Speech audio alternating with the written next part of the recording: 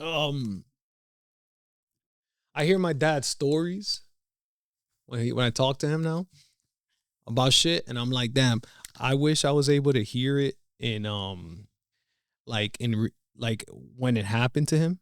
I wish I could hear it, cause I want to know like all the details. That the older they get, the more I'm like, damn, they don't remember, and Mm-hmm. like Abby be having questions, and I'm like, damn, instead of like Mason asking you and then you having to remember what your mom said, Mm-hmm. I want them to. I'm like, oh yeah, look, like we spoke about it, like you can Yeah. take it in. I actually bought my parents and like I don't want to say all, but a decent amount of my aunts and uncles this book that is very similar. It's just like what is your life story for your grandkids? Like so it's like what were your birthdays like as a kid? What was your favorite memory? What then it's like ask all these questions. So every page is a different question. I bought one for Hop 2.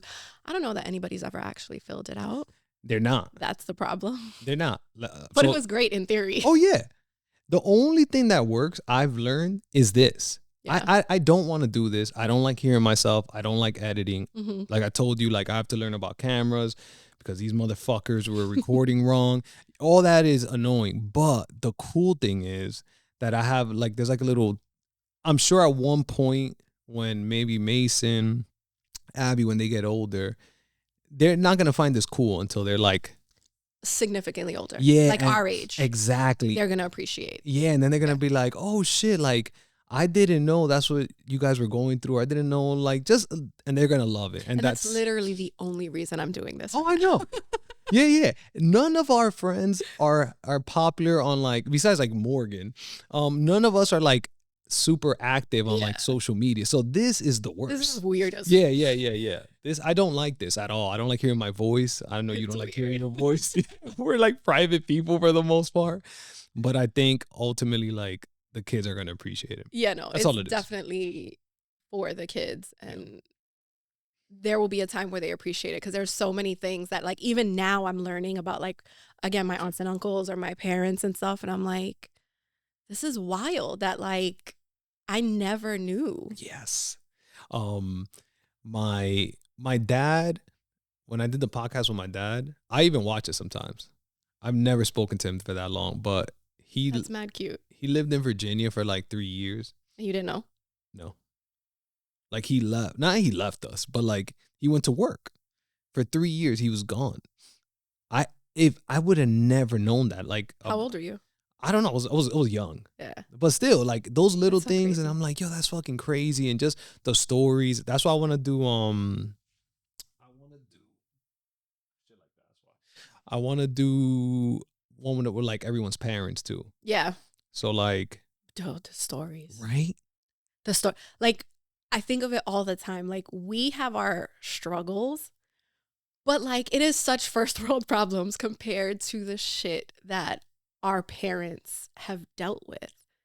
Like, even as a mom, I'm like, I'm going crazy, but like, my mom didn't have an iPad to like give her kids when they were like running around with knives trying to stab each other. Like the problems that I have with my kids don't compare to what our parents had to deal with. And it's so wild to think about.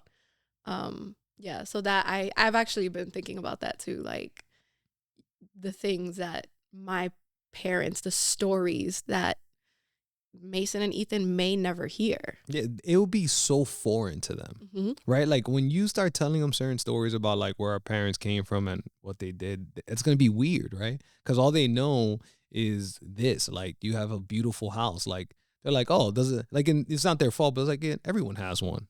Like you don't know where it comes They're from. privileged. Yeah, They are so I hate privileged. saying that, but it's true. It's true. Like I mean, realistically, not everybody, but most people have their certain privileges, right? Even you and I have privileges that a lot of people don't have. Even growing up, had privileges, no matter how wild the stories we have, the struggles we went through, we're still so much better than a lot of people, right? But like, our kids are truly privileged, like real privileged. Yeah. Like they live an amazing life. Like Mason has this mindset of like, oh, something's messed up. It's okay, daddy will fix it. It's okay, we'll buy a new one. And it's just like, what? That's not how life works, bro. Yeah, but you know what I'm struggling with? Like, and I guess, and again, it's like first world problems. But like, I want to teach Abby money quick, right? Early. But it's hard to teach Abby about money when like she doesn't, I mean, she's 5, but also like she can't value money as much because most of the things that she wants, she kind of has. So it's like, They need for nothing. yeah, right now, and like I hear myself, and I'm like, oh my god, but this is the reality, and it's weird. Like she has $100, right? In her, I got her like a debit card, and if I had 100, like imagine we had $100, like I knew even at 5 or 6 the value. I'm like, yo, I need this, and she's like, yeah, like oh, okay, yeah, like I'll buy ice cream, yeah, I'll buy for Raiden, and it's like, yeah, because you don't value it. And I make her work for it, but it's still like, nah, yeah, like I don't. Because she knows at the end of the day, she's going to have everything she needs. Damn it. It's literally like I try to do this point system with Mason because I'm exhausted of repeating myself over and over and over again, right? Every morning, you know all the things you need to do. Mm-hmm. So now we have this thing where like you get a point every time you are ready to walk out the door by this time in the morning. If you get X amount of points, you get XYZ. If you don't get, I don't remember, I think it's like 12 points or less, you don't get your iPad or any electronics for the weekend. He doesn't care. He literally on Friday will be like, Mom, can I have my iPad this weekend or no? And I'm just like, and you know why? It's because it's not like he's going to be miserable over the weekend, right? You got activities. We're going to be doing things. He has jiu-jitsu on Sunday. People come over on the weekends. They don't need for anything. They don't want for things. It's like, yeah, this would be nice to have, but not having it isn't going to really like ruin anything. They're good. And me and Hav have been talking, like, what can we punish him with? Because we've tried the positive stuff. We've tried the like, no punishment, only positive. That doesn't really impact him either. And it's like, what can we do in the moment where it's like, you messed up big time. This is the consequence. Yeah, I don't know either. That's like, I literally don't know. Bro. And like with the babies is a little better because I can give like I'll give Raiden a pow pow. Mm-hmm. Like, hey, don't do that. And like that's it. But I always told the marriage, like the older they get, she thought I was gonna keep doing it. I was like, no. Like once they know how to communicate and I can explain danger to them without them, then that's when I feel like my parents messed up. Like they didn't understand, like, okay, you can't keep beating Ronnie. You know? But for me, I know, you know, luckily for me, I learned through that, whatever. But like, okay, like there's no more pow pows for Abby. It doesn't make sense. It's not effective. Yep. But it's like, exactly like what is effective, and you're playing, and sometimes you're like, is it worth it because it's gonna hurt you more than it hurts them? That's the thing, bro. It's just like okay, I'm gonna take away your iPad, but like, do I really want to take away your iPad? Or like, realistically, the only punishment during the week is jiu-jitsu. And do you want to take that away from him? And I'm not taking that away from him. I agree. Right? Because that is such a big sense of like discipline for him and confidence and he's getting all these positive. I'm not going to use that as a punishment. So it's like, okay, so where do we go from here? And I'm tired of constantly having to tell you the same thing over and over. He's a phenomenal kid. I know that. Yeah. I know it can be so much worse. He has an amazing heart. He's a great kid. And I have to repeat myself 100 times. Yeah. That's irritating as fuck. Bro, I don't know. You got 2 boys. So boys are dumb. So the papao worked for Ethan for a long time. I mean, a long time. He's only 2. Yeah. But a while. And now he's at the point where I just have to threaten the papao. And he's like, no, give me papao. And then he'll like do whatever I need him to do. But I feel like that's also starting to work its way out. Yeah. That's around the age. Like, but I think I'm a lot more flexible, and I think Ethan has a lot more grace than Mason did. Yeah. Because 1, I'm just exhausted from the consistency of it.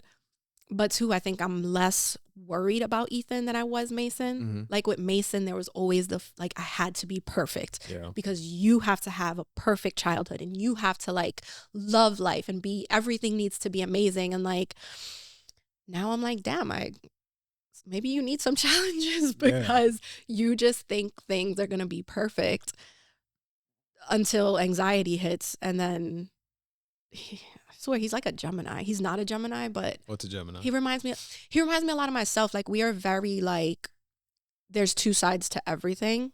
And it's like, no matter how great something is, there has to be something that's not gonna be good about it. Yeah. And he's very like, he's just weird. He has this weird like mindset of like, 1 second he is insanely confident where it's like, don't get too cocky.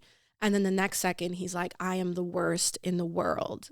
And it's like, how do you go from point A to B so quickly? And like, what am I supposed to do with that? Yeah. Like, how do I? So like with the competition coming up, Yeah. I asked him if he wanted to compete. He said no. I usually ask him. Ask you because what's his kid's name? Levi. Levi, because you said on Tuesday Levi was competing. Levi is competing. Levi and his sister Abby are competing. Okay. I usually ask every day the week before the deadline. I ask him because usually he's like, yeah, no, yeah, no, yeah, no. In this competition, I asked him. He was like, no, flat out. I said, okay. The next day, he was like, oh, I don't know, maybe. I said, all right, you have a few days. We'll talk about it tomorrow. I asked him the next day. He was like, no. I was like, why is it that you don't want to compete? Like, what? This is the first time that he's been solid no. Yeah. He was like, I don't like the way I feel before competition. I said, well, that's normal. I said, nerves are normal. I was like, Coach Drew gets nervous. You know, I said, Mommy and Daddy are even nervous and we're not even doing it. So like, that's what he's like, I know, but it's really, really bad and it makes me feel weak. I said, okay. I said, I understand that that's what you feel, but in reality, you being nervous and still doing it is actually very strong. You being so nervous that you don't do it is what makes you weak, right? So it's like the kind of battle of like, I don't want to talk you into competing if you don't want to compete.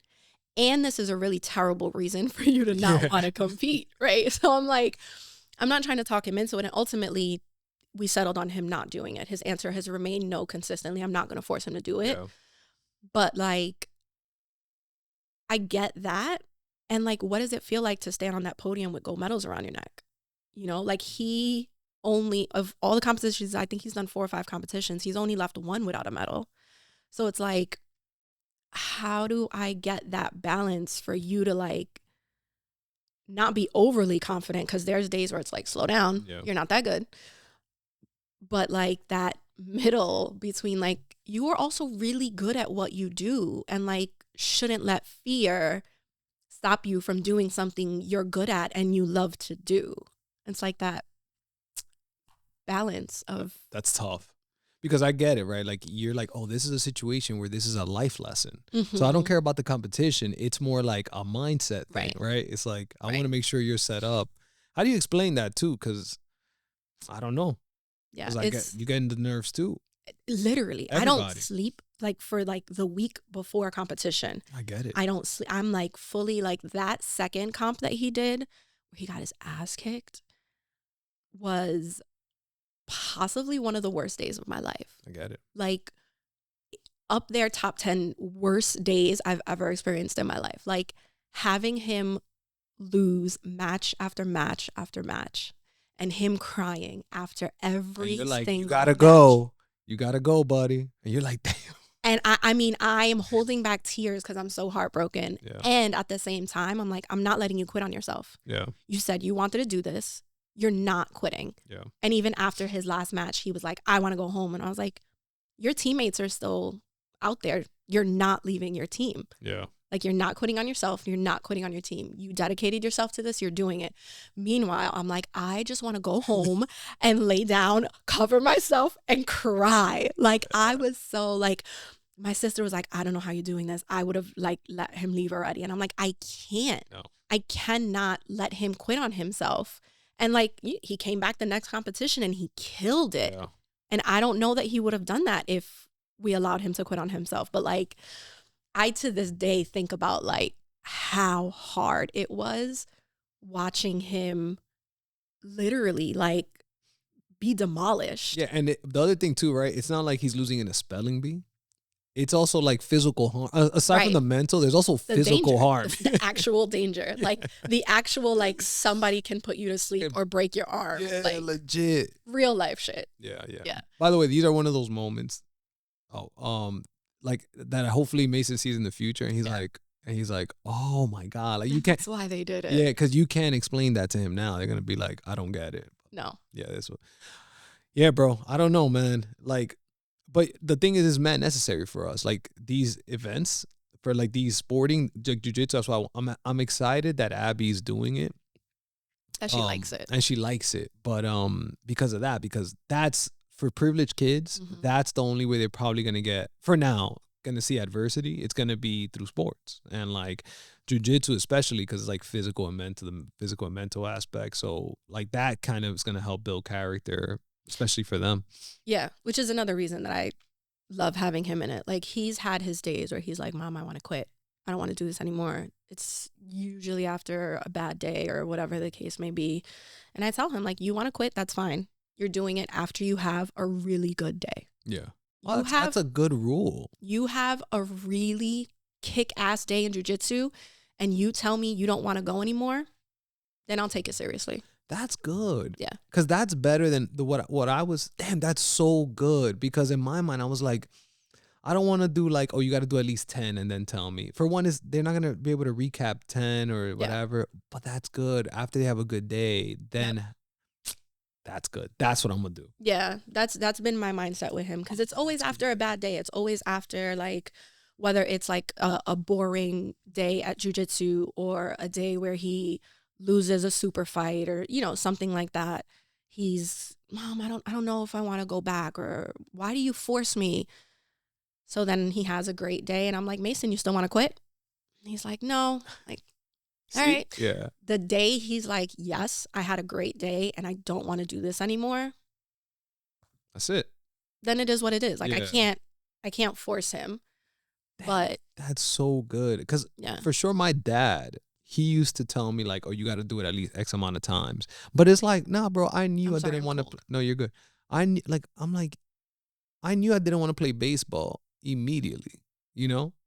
So it's like, I don't need like a summer for me to tell you like, yo, I'm like good day, bad day. Like, oh, Ronny got 3 hits. Like, yo, yeah, but my hands hurt. Like this shit is whack, you know?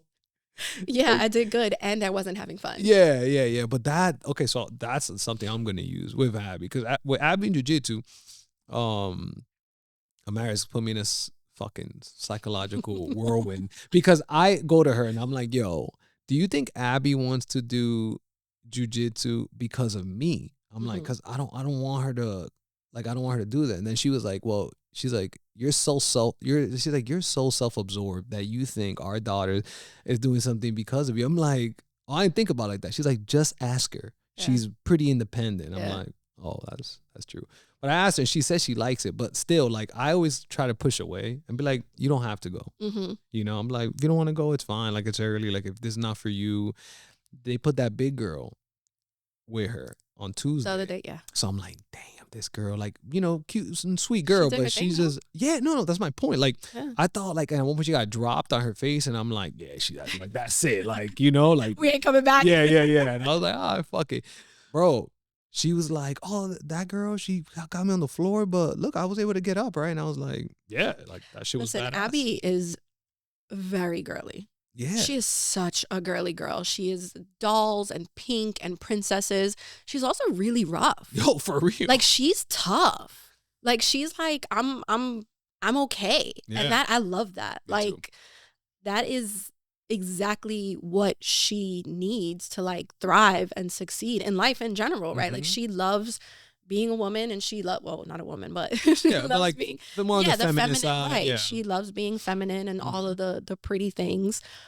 And at the end of the day, when it comes down to it, she's like, "Let's do it." Yeah, like, bro, I'm down. I'm a fight. You know what she be having me doing? Like yesterday, before she goes to bed, she's like, "Oh, let's drill." So I was like helping her like remember. She was like, "Oh, I wasn't understanding what they were." I'm like, "Do you want to practice?" Because I'm like, you know, I'm hype. I'm trying to hold it down. So I'm like, yeah, I'm being cash. I'm like, yeah, if you wanna practice, like, we can.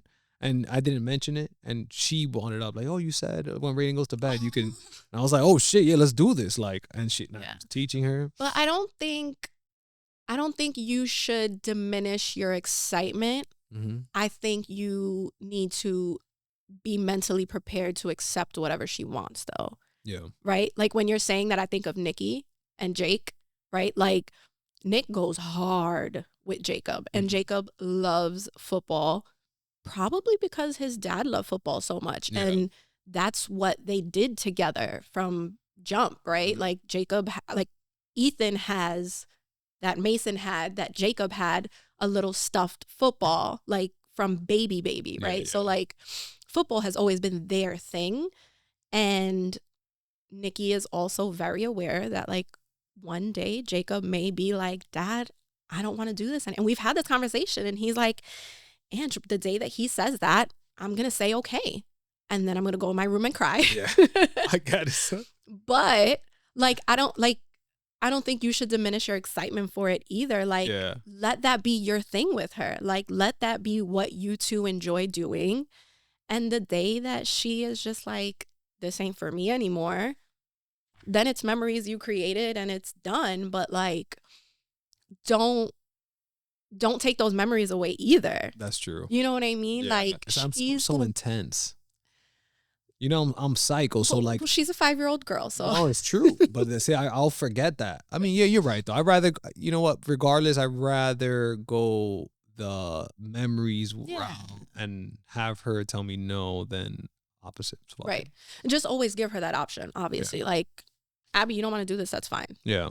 Like, it's cool. No anger about it. No, whatever. But like, let that be your thing with her. Yeah. Because you know, like, what's a cool thing too that I be having in my head? It's going to be awesome when like Abby, Mason, Niall, King David, what's this? Owen.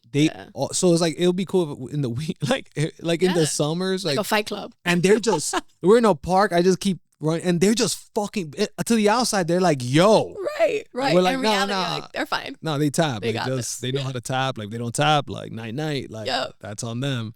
But Yep. I always think of that. Like, that's always a funny picture in my mind. Like, it's not rough, but if you look at it from the outside, you're like, what the fuck are these kids doing? No, in reality, if you were like walking through the park, leisurely walking your dog, and saw like a group of 6 kids, kids, not like teenagers, not middle schoolers, like elementary school kids just fighting, fucking going at it. It's wild in theory, but like they would be having a blast. Yeah, we would be having. I'll be dying, son. Yeah. So that Mason part, said it the other day. He was like, "I'm excited. Abby's doing it. Maybe now we could actually like roll and like, because he's always doing it with you guys. But obviously there's a huge difference in size and like." Yeah.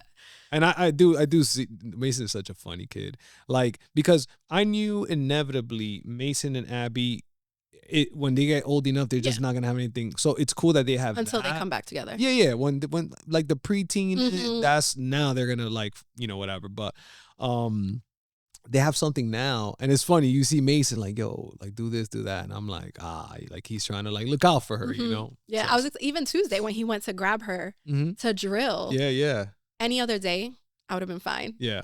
But the fact that Levi has competition. No, for sure. I was like, no, like you need to drill with Levi. But like even the fact that he went to pull her was surprising to me. I thought you told him to do it. And then I heard you say no. And I was like, okay, good. I was like, oh, that was sweet though. He went to like, help her out. I was like, my mouth was on the floor. I was like, what did he, like, I never expected him to pull her to be like his drilling partner for the day. But it was just Levi was competing, and I needed to make sure Levi had a good. I get it partner. For sure, and I almost want Mason not to, almost like I don't want like keep doing your thing, like because he's going what 6 days a week for like the last like 2 year years. and 2 years, so like he's not even gonna know certain things that are just like it's just part of his nature, instinct to him. So it nobody wins there. But just I do appreciate like that. That was sweet. Yeah, I was like, yeah, that's pretty cool. Surprised he just did that.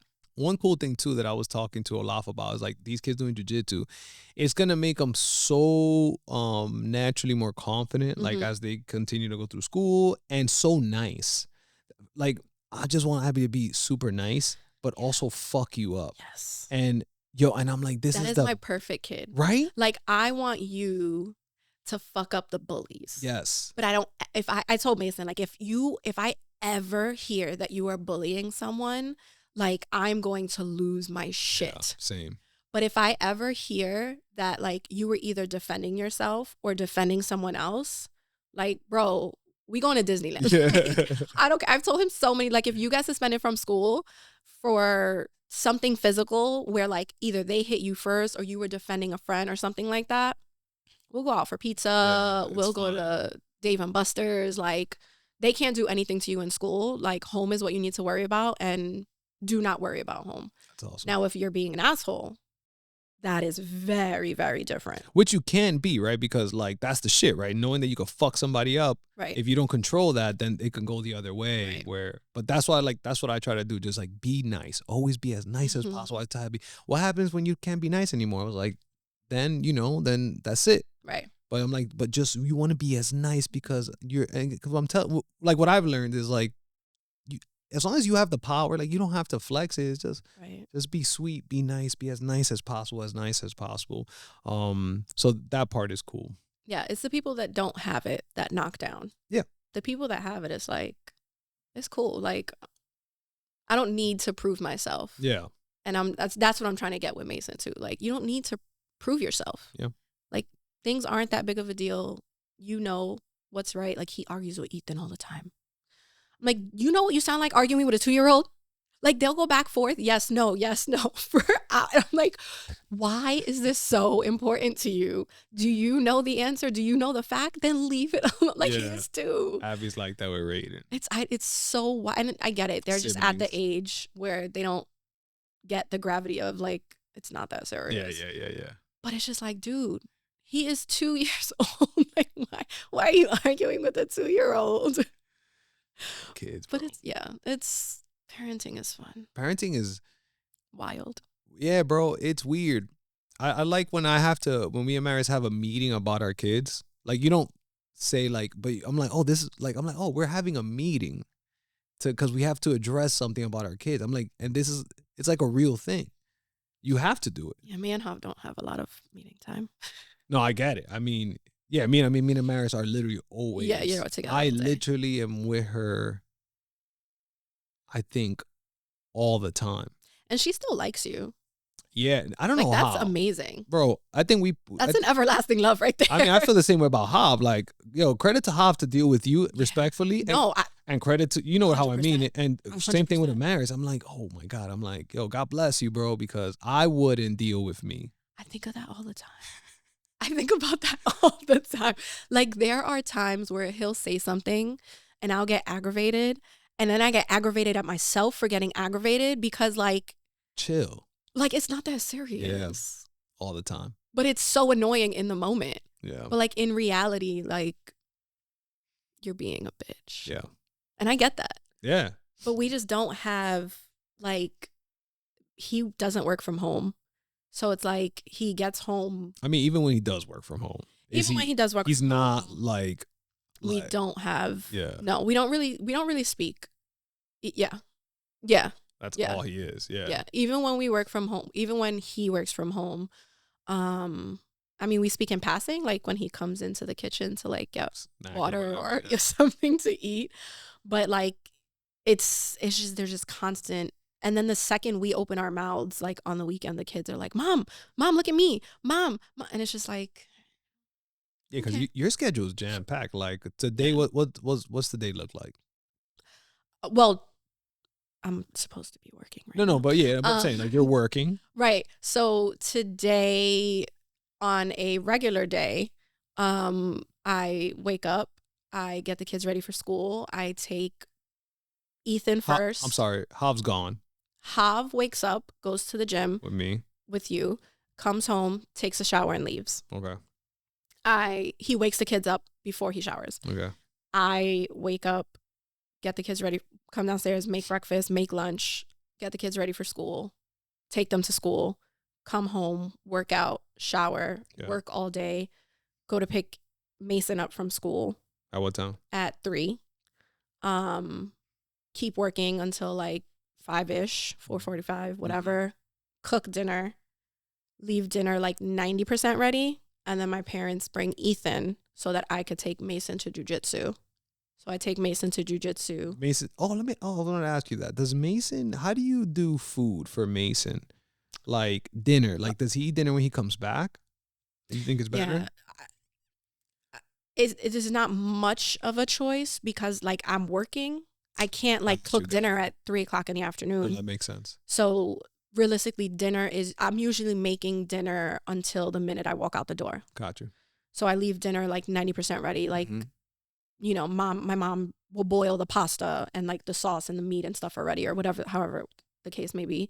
And then literally like we get home from jiu-jitsu at 7:10 and Mason has 20 minutes we all have 20 minutes to eat dinner. And then the boys are in the bath by 7:30 and in bed by 8. Yeah. So like, and then, you know, lately Hav's been cycling and 8:00 I'll go take a shower before bed and he takes a shower before bed. And by that time it's like nine something. 15 minutes of like, and that's like task at that point. Like, yo, don't forget this, don't forget that. Right. Hi, peace. Right. Right. So the days are not like, there's not a lot of downtime at all for us to like chat. And that's why like the couple times we've like gone away together, it's like, oh shit. This is nice. Like, I remember why I like you. Yeah. Like, you're not as irritating as a husband as you are as a father. Yeah. And that's not because of him as a father. It's because there's no time. Like I'm constantly overwhelmed. So anything you say to me is like extra. Yes. Yeah. Yeah. Like, don't ask me a question unless you've tried 5 options already. And he usually doesn't do that. Yeah. So it's like everything for me is like another decision I have to make. Another thing I have to think about. You know what I mean? So like when we go away and there is not that constant overwhelming feeling of like having to do everything for everybody else, I'm like, oh my God, I still like you. Like I would do this all over again if we could start again. Like I would still pick you. And like I am reminded of that when we have actual alone time. Yeah. It's the dynamics, man. There's so many relationships being managed. Like you have the fucking homeowner relationship. You have the fucking kids relationship. You have your work relationship. You have your relationship with your family. Like there's so many, like our friends' relationship, and we have to and all of those things. I always tell Mary, it's like a rubber band, and like sometimes you got to pull one, but when you pull one, that means there's not a lot here. So it's like, you're constantly trying to like pull and then sacrifice, pull, but it's just trade-offs nonstop. It is, and I think we have to do a better job of investing in us. Yeah. Because we are constantly like, the other aspects of our life are more important because I feel like we are stable, but like anything can rock that. Yeah. Right. And that's just the reality. Like I truly feel I would be with Javier for the rest of my life and anything can rock that. So like if we are not investing in us, and we're investing in all the other things, it's like, what are we leaving for each other? Yeah. You know, which is obviously scary. And like I think we both agree that we need to do a better job investing in ourselves, in each other. Yeah. It's just really hard because I feel like there's no time left sometimes. No, bro. Again, and look, you've also recently, I want to know about that. Something clicked for you, like in terms of like working out. So, right. So like now you're investing in yourself more. Right. And that's great because like you want to make sure you're good first, because like if you're not good, none of them matter. But like it seems like, because I do the same thing, right? We'll go me first in terms of making sure I'm good. I'm super anal with that. Amaris is not. I'm a psycho with that. Amaris is the polar opposite. Yeah. But it should be me, then me and Amaris, then me and the kids, and then everything else. Right? I feel like all of us, we bypass the us and we go straight to like the kids and then straight, and it's like we know we shouldn't. And like you said, when we went to Jamaica, it was awesome. We had such a good time, right? It was so much fun. But yeah, it's just you get into the thick of it, and then luckily we're good parents, so it's not a bad thing. But yeah, it's like finding that balance is constant, and then the relationship with me and Maris is always the ones that get sacrificed. That's just the reality. Because you know what it is? I tell myself, like, the kids still need me. Mm-hmm. And while Hav needs me, he's fine without me too. Mm-hmm. Right? So it's like there will be a point that the kids don't need me anymore. Yeah. And I think that, one, I am dreading it because I love, as much as being a mom is really freaking difficult, I love being a mom, right? I love having them and them needing me and me doing for them. I love that. But like, I also love my husband and I miss him. Like, it's wild, like how you can live with someone, see them every single day and like miss them. It's so crazy to me, but like there will come a day where the kids don't need us the way they do now. And like, we will have more flexibility and be able to like leave Mason and Ethan at home to go have dinner on our own without trying to figure out, like, my parents watch Ethan 3 or 4 days a week. Like, Clutch. I feel awful asking them to babysit so we can go have dinner or go, you know what I mean? Like that doesn't feel right. So it's like the constant of, again, like just managing all of the things going on, and the relationship is always the last thing. And in reality, it needs to be like top two. I think it has to be you first because I've just seen so many examples of people worrying about every single thing we mentioned and not themselves. Mm-hmm. And you see it. Mm-hmm. You see it, and it, like, I don't know, what made you what clicked for you to like, or what not clicked, or whatever the fuck happened to you, but you had a very specific rule. I will be active if it involves sports. Yeah. But I will not be active in general. I literally don't know. One day I think I heard you say the bike. I don't know. It wasn't a bike. It was something else. But literally like that. Yeah. I mean, I've always been a very physical person. Yes. And I hate the gym. Okay. Like, it is so boring for me to like just do the same thing over and over. Right. Which is why I'm very surprised that like I still live in this house. And like Hav tells me all the time, like, how are you not sick of me yet? Because I just like, after a certain amount of time, I'm like, okay, I'm done. I'm over this. I need something new. Yeah. But I've always loved being physical. I've always been very active. And I just never, like, after volleyball and football, kids came and it was like the time wasn't the same, right? In an ideal world, I would love to still be in a flag football league with you. I would love that. And I think the day can come. Yeah. I think the kids are getting older. It's possible. And everybody's still in shape relatively. Right. So yes. Right. I think it's definitely possible. I'm in better shape now than when I was playing football. Me too. Yeah.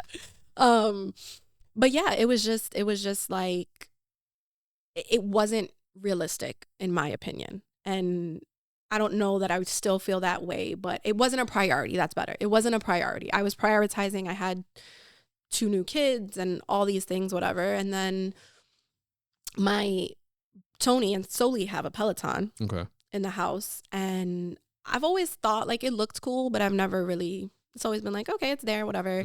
Mm-hmm. And then we were there for Thanksgiving and I was like, babe, I think I want one. Mm-hmm. I hadn't gone on it. I hadn't done anything. Nope, I didn't use it. But I knew I thought I wanted one for a while. I just never vocalized it because I felt like it was going to be another one of those things that I tried and never worked out. And that's an expensive thing to just try and not work out. Yeah. So Black Friday came and it was like, fuck it. Let's do it.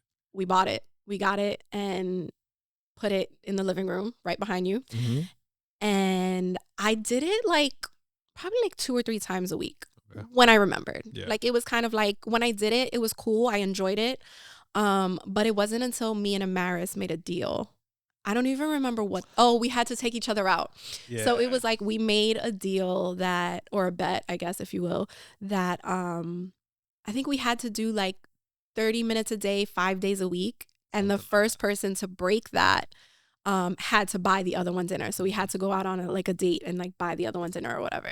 Which for Amaris, you can handle it. For Amaris, wild. She can't handle that. Yeah. She actually wound up losing, for the record. But she wound up losing after a long time. We actually went so long that we did it. I think it was like for X amount of months that the deal was. And then those months passed, so we extended it. And she wound up losing, I think it was for a good reason. I don't remember, but I think it was for a good reason. But of course, she invited Daniela on our date because she can't handle. There's no way. She can barely handle me and her. No way we could have gone to dinner alone. I could have, but she would have lost it. Anyway, but that's when I was like, I had to remain consistent. And that's when, not to be corny, because I know you guys call it a cult, but that's when I found Camila. Yeah. And I was like, the cult leader. The cult leader. My cult leader. Yeah. But yo, she's just a vibe. And like the fact that she's Latina, the fact that she plays our music, the fact that she talks our shit, right? The fact that she is our culture, made me like realize like, yo, this is fun. Yeah. Like this is a vibe. Like I'll never forget the day I was in the car listening to Alex Sensation on the radio. And I'm like, yo, if this would have been 3 years ago, I would have been envisioning myself in the club. Yeah. Like listening to this music, I would have been envisioning myself like in the club. And in this moment, I'm picturing myself on the bike. That's hilarious. And I'm like, it's wild that like it can literally take that much, like make that much of an impression. Yeah. But it really is because of like the music that she plays just makes me hype. Yeah. Like I don't even know how else to explain it. And she like the shit she says and the things she talks about, like I'm not big on like the cutesy positivity stuff. Yeah, the very not, what do you call that when it's like it's not deep, it's like a very surface level. Yeah, that's what like, you're talking about, right? Yeah, like I don't like the like kumbaya, everybody holds hands, everybody is beautiful and amazing. Like that kind of stuff doesn't motivate me. Yeah. But she is very like, get your ass up. Like if you can spend 20 minutes scrolling TikTok, you can spend 20 minutes doing this. Yeah. Like don't be your own tia toxica. Like get that cucaracha ass energy out. And like the thing she says, it's just like resonates. It's real. Yeah. You know what I mean? Like it doesn't feel fake. It feels very authentic. And it's fun. So for the first time since football, I was having fun while exercising. Yeah. And I hadn't felt that in years. So it's like, I've always loved being active and exercising and doing all of these things, but like, I didn't feel like I had a way to do that. Yeah. So when I found the bike and I started taking these classes, I was like, oh shit, like I'm not in a space where I feel like I have to do this. Yeah. I'm in a space where I feel like I want to do this. Let's go. I'm looking forward to it. Yeah. I'm excited for it, right? So like now I'm at the point where like yesterday I didn't get on the bike because I'm like, I feel like I'm ODing. I need to chill. So yesterday I did like a strength workout instead. And then today I'm like, you know what? Your body's asking for it. Chill out. Like, don't do the bike. Do another strength workout. And I did another strength workout. And then I got on the bike. Yeah, that's fine. Because I was like, I feel like I'm missing something if I don't do it. And like, I got the tread and I like it too. I like it a lot. Yeah. But it's just not, it's not my bike. Makes sense. It's not my bike. That's awesome, man. Yeah. There's, there was a, damn, I'll send it to you. I don't know if you'll care. But they did like some study and they said, so they did SSRIs, which are like antidepressants and sugar pills. And it showed that, I think it was like a 2% difference in effectiveness. Right. But they did another study with people that were depressed, and I don't know if they used a control as sugar pills or if I don't know if it was sugar pills, SSRIs, and like activities, or if it was just sugar pills and activity. But literally the most effective way to make people happier, funny enough, was community, music, and dance lessons. But it's very close to what you're doing, which is like it's all three together. Yeah. It's community, it's music, and there's movement. And that apparently gave 122% like effective rate versus the SSRIs that like it's just fucking crazy. So I mean, it makes sense though, because the exercise is raising your endorphins, right? So like you are already having this like positive flow in your blood or whatever the case may be. I don't know what the science is behind it, but like you're already having this positive impacts. The music is, I mean, they say like playing certain music when you're pregnant is already impacting the baby, Yeah. right? So we already know the impact that music has in people's lives. And like the community is obviously like that. People get you through things, and that's real life. Like that is 100%. so real. So it makes sense, and like it definitely translates to what I have experienced personally with Peloton. Like going to Peloton is truly therapy. Yeah. Like the people that I have met through Peloton, and I know like you guys joke about it, and I get it, right? Of course, because that would be weird if you didn't, to be honest.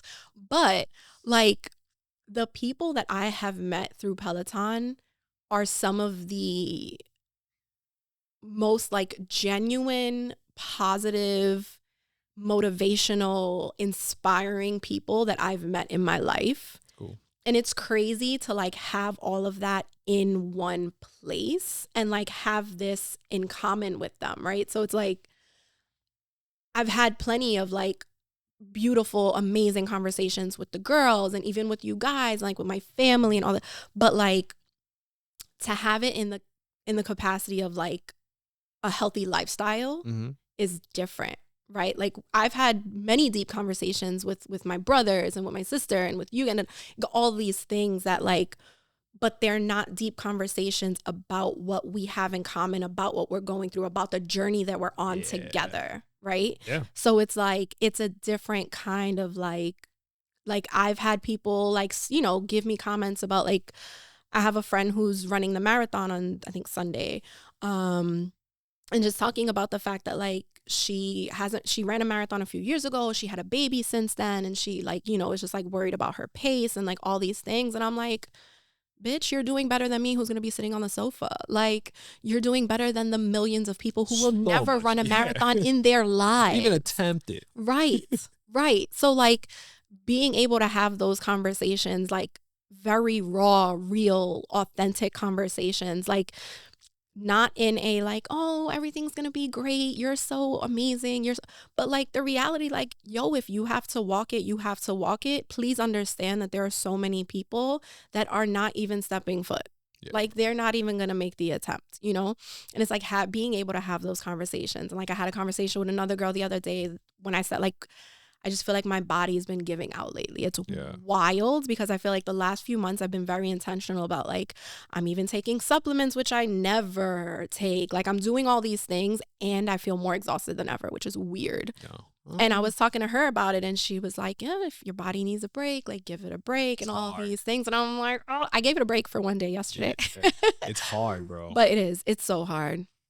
It's really hard. And the physical of my body is asking for a break, but the mental is like asking the opposite. Yep. So like I genuinely feel guilty if I don't do something physical. I get it. And like I even feel guilty if I eat too much. Like if I feel full, I feel guilty. Yeah. I feel like I need to be eating until like 80%. I'm comfortable. And if I eat too much, I literally feel guilty. Yeah, that's a sensitive balance. But I don't mind it. I think as long as you can sometimes look at yourself and be like, bitch, chill. Like, you know, like I sometimes be like, yo, Ronnie, chill out, bro. But I think that's okay, man. And like that mental, I think I always tell people, like anyone who ever tells me like they're not feeling good, I'll be like, go outside, start walking when the sun is out. There's going to be a drastic change in you because people don't realize that like the mind-body connection, like when you're working on your body, you cleanse your mind. And I think when you work on your mind, it helps your body. I think like if you want to be better physically, I think you focus on your mind. If you want to be better mentally, you focus on your body. People think like if I want to focus on my mind, it's just focus. It's not. Like they work hand in hand. Like sometimes one needs to feed the other and it's easier that way. Like it's harder to go to a therapist to help you with whatever's going on in your head. I mean, and some then people go to a personal trainer. Yeah. But you want to help out, like just go outside, start walking. I always tell people, just start walking. Like you'll feel so much. And like when you do something challenging too, I feel like I'll do jiu-jitsu mainly because when I do something difficult that I'm putting my body and my mind on the mind, I'm trying to figure all this out, bro, I am so much better at what I do for work. Like we've been scaling because it's like, I don't know, like there's a calmness to me now where fires, I'm just like someone ended up trying to choke me a minute ago. Like, and like I almost passed out. Yeah. Like I'm like, nah, like this is no, like I'm not in danger. Like, so I don't know, my body now reacts way better to like wild shit. Like I'm not, my heart rate doesn't go up anymore as much. Like, yeah, I'm still, I don't know. I think I'm struggling to, I don't know how to explain it. Like, I think I'm struggling to disconnect when I work out. And I think that's a big part of it because I'm still so, like, I'll literally be like working out on bike and be like, oh shit, the boys don't have any cantaloupe for tomorrow. I got to go grocery shopping. yeah. And like, it's hard to have that, like, to like really just disconnect from real life and give myself those 45 minutes or that hour or whatever the case may be. To just be locked in. Yeah. And it's I realize that, like, I think that is also a big part of why my body feels the way it feels, because I'm not giving it what I should be giving it, because when I am, my brain is still elsewhere. Yeah. So I'm not able to like really just focus on so like what I could get in a really like focused half-hour workout, I'm pushing myself longer because I feel like I'm not mentally there. Yeah. And then I feel like I'm not giving it enough. So I feel like I need to give it more. It's just like a constant Makes sense. battle in my brain. Whereas I know, because there have been days that I'm able to do it. If I'm truly able to disconnect, I can like just go hard and do my thing and stuff, which is why I like going into the studio, because like, ooh, that makes sense, right? I can't You have no choice. I have no choice. You're immersed. I cannot pick up my phone. I can't do anything. I am there and I am there alone, and there's no kids there. Yeah. You know what I mean? Like, oh, that sucks for me. I feel like I didn't want to hear that. Sorry. Why? Because it's harder to make fun of you. Yeah, but it's literally, no, like, that makes sense. The thought that like I drive into the studio. So if you think about it, it's an hour drive there. I have to be there an hour early. The class is anywhere from half hour to 45 minutes. I'm there for half hour afterward. Yeah. It's an hour drive home. So we're talking about like 3 or 4 hours to myself where I can't use my cell phone. I don't use my phone while I'm driving. Oh, that makes sense. Yeah. Right. So it's like the hour there while I'm driving. I can't, unless there's obviously like an emergency and Hav calls me or something, like I'm not on my phone. Yeah. So like work, home, none of it I can't do anything. Yeah. Other than like focus on what I am doing. Makes sense. So I think that's why those days are so like, yeah, therapeutic, refreshing. Oh, that makes sense, man. I didn't know that. Yeah. It makes sense, because that's how I feel with jiu-jitsu. There's nothing I can do. The phone, I literally can't have a phone on me. Right. Like, there's nothing I can, the gym too in the mornings. Like, I tell Hav, I'm like, yo, it sucks the morning when we started, but I'm like, no one's calling you, bro. Everyone's sleeping. So, like, it's cool. Like, no one's calling you. Me and Hav don't even talk. Me and Hav, I know, it's so weird. Bro, we'll last 2 weeks sometimes. I don't even ask him how he's doing. Like, we have a routine. We have the days set. Like, we'll talk about it more when we see each other, like, after. But like, yo, tomorrow. I know it's weird because you guys be here chatting it up. I'm like, but you see each other every day. Nope. But he tells me, he's like, well, we don't have time to talk. We're there to put in our work. Like, make sure it's effective. The most we'll do is sometimes I'll be like, damn, we didn't, that wasn't a good work. Or we'll be like, hey, that's the 10. Like, we'll like give each other like an evaluation at the end while we're walking out. And that's it. And then it's like, yo, there's a bag here for you. Like, literally, that's all the talking. Sometimes like on the like leg days are heavy. Like we lift like as heavy as we can. So you have to take break. Right. So that's where I'll chat with him, whatever, and we'll talk. But regular Monday, Wednesdays, and Thursdays especially, where he has to leave by 7, there's no like, and I'm waking up late most of the time. So like I'm rushing. He's already started. Like, so I'm like trying to catch up. No, but I really love that. Like, I think about it often, actually, that like we are all doing this together. So cool, man. It feels so good, because I think it's so easy to like, again, like we make fun of each other, right? Yeah. So it's easy to be like, oh, Daniela wants to run a marathon. Oh, Amaris thinks she's a runner now. Right. Like, it's so easy to like poke at each other and Yeah. like talk shit to each other. But like the fact that we're all doing it together is just like, it's inspiring. Like Yeah. it feels so good to know that like such a big part of my life is focused on being healthy. Yes, it's people, bro. Like, look at there's people, and no knock to anybody, but like, you look at the way there's like little subtle things. Like, think about the people that don't work out around you, like that are parents, and like I said, no knock to them. But they're running at a different frequency than we are. Like, we do a ton of shit. Like, our kids, like Abby sees me like a little kid. Like, I'm running with her. Like, there's another world out there where you can't, like, literally you have to sit because you physically can't have fun with it. It doesn't get better. Like, there's another world out there, a different frequency. That's what helped me out. And we're just getting older. Bro, that's what it is. But like, you're gonna get older. Like, yo, bro, like, if I can do what your dad did, I feel like your dad has finally decided not to jump over things last year, right? Correct me if I'm wrong. Like, this was like maybe last year. He was like, maybe I shouldn't be jumping, like, and potentially hurting myself. Last year. Yeah, I mean, I don't know the timeline, but yes, very recently is when he finally was like, maybe this isn't a good idea. Maybe it's not. Yeah, like, I'm 60 now. Bro. Maybe I should stop. But that's when you know what I'm saying? Jumping, not like explosive stuff. Not like he still moves around. But just, I want to be that. Because those memories are way cooler, man, than like the people that, like, I don't know. I'm just happy we're all doing it. Yeah. We all prioritize it. We all have the energy.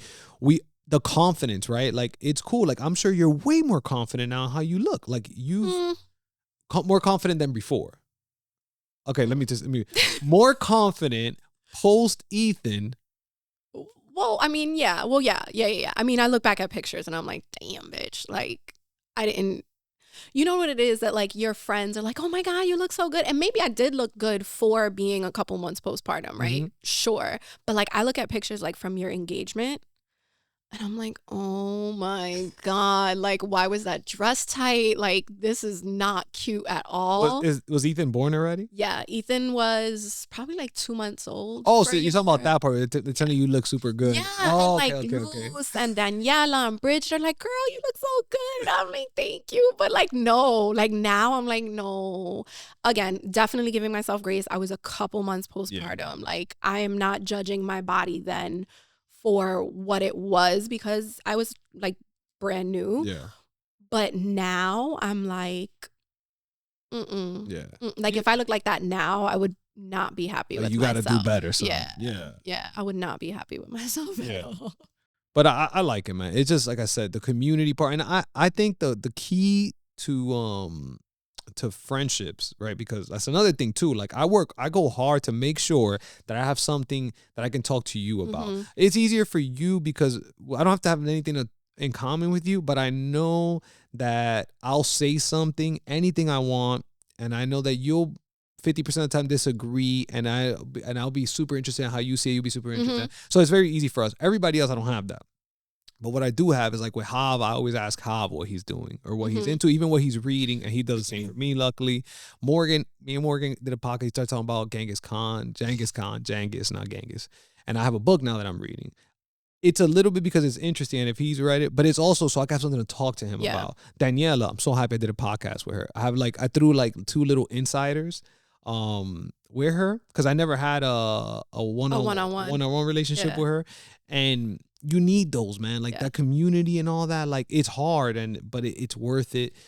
I think we're growing together. That's what it is. And it's not easy to grow together. No. Like, I have so many friends and people that I still love and would drop everything for, and 100%, but like, you grow apart. Yeah. And that is reality. Like, as you grow, things change and you grow apart. And I think we are in a space, thankfully, that we are physically close, which makes things so much easier. And we are able to grow together. And I think that is a big part of the reason that, like, we still have these friendships that are 15 years old at this point. You know, we're growing together. It's wild because We're old as fuck. We are, bro. We're But so old. I just try to look around always. I'm constantly like not judging because like I said, I don't have nothing to base it off of, right? But I just look and I'm like, okay, whose life would I want? And like I see the people that have friends and kept those relationships, and their kid and the kids not only have cousins, but they also have friends and peers that they hang out with, and I'm like, I want that because it's so easy to isolate and just be you, Hav, Ethan, Mason, nobody else. It's easier that way. You don't have to make an effort. I don't feel like doing anything. But long term, you need those outlets. And as you start like blocking those off and all that, like it fucks you up long term. It fucks everybody up. Our kids are mass social. It's not a coincidence. It's because we work at it. They know how to navigate through social environment. Even Mason's mad quiet, and he knows how to move in new environments and all that. And so all that shit is important, bro. Yeah, and I think it's easy to just focus on the family in the immediate, but like again, like I said earlier, at the end of the day, like the kids are gonna grow up, and when the kids grow up and move out one day. Like, I love that it's just me and Hav, but like, and then what? Yeah. Like, we don't have any friends. Like, we can't go anywhere with anyone else because like the fact that we're able to grow together and can have those moments in the future of like, we don't have to find babysitters. Let's just go to Jamaica, guys. Yeah. All of us. We out. Without having to find babysitters. And we're going to have good ass time. Yeah. Yeah. I think it's become like an amazing, the fact that like, the guys get along on their own. The girls get along on their own. The girls and the guys get along. Like, it is truly phenomenal. Like, it is a great group that we have been able to, like, put together. And then we have, like, even the, like, Berto and Olaf and, just, you know, Manny and Luce. Right. All of the extensions that aren't in our immediate vicinity, but still in a drop of a hat can, like, mesh in with the whole group too. It's wild. It's actually wild when you think about like how often that happens. I feel like is not something that happens like all the time. Like a group that cohesive. You crazy and then not for nothing. Aside from all of that, and I hope, knock on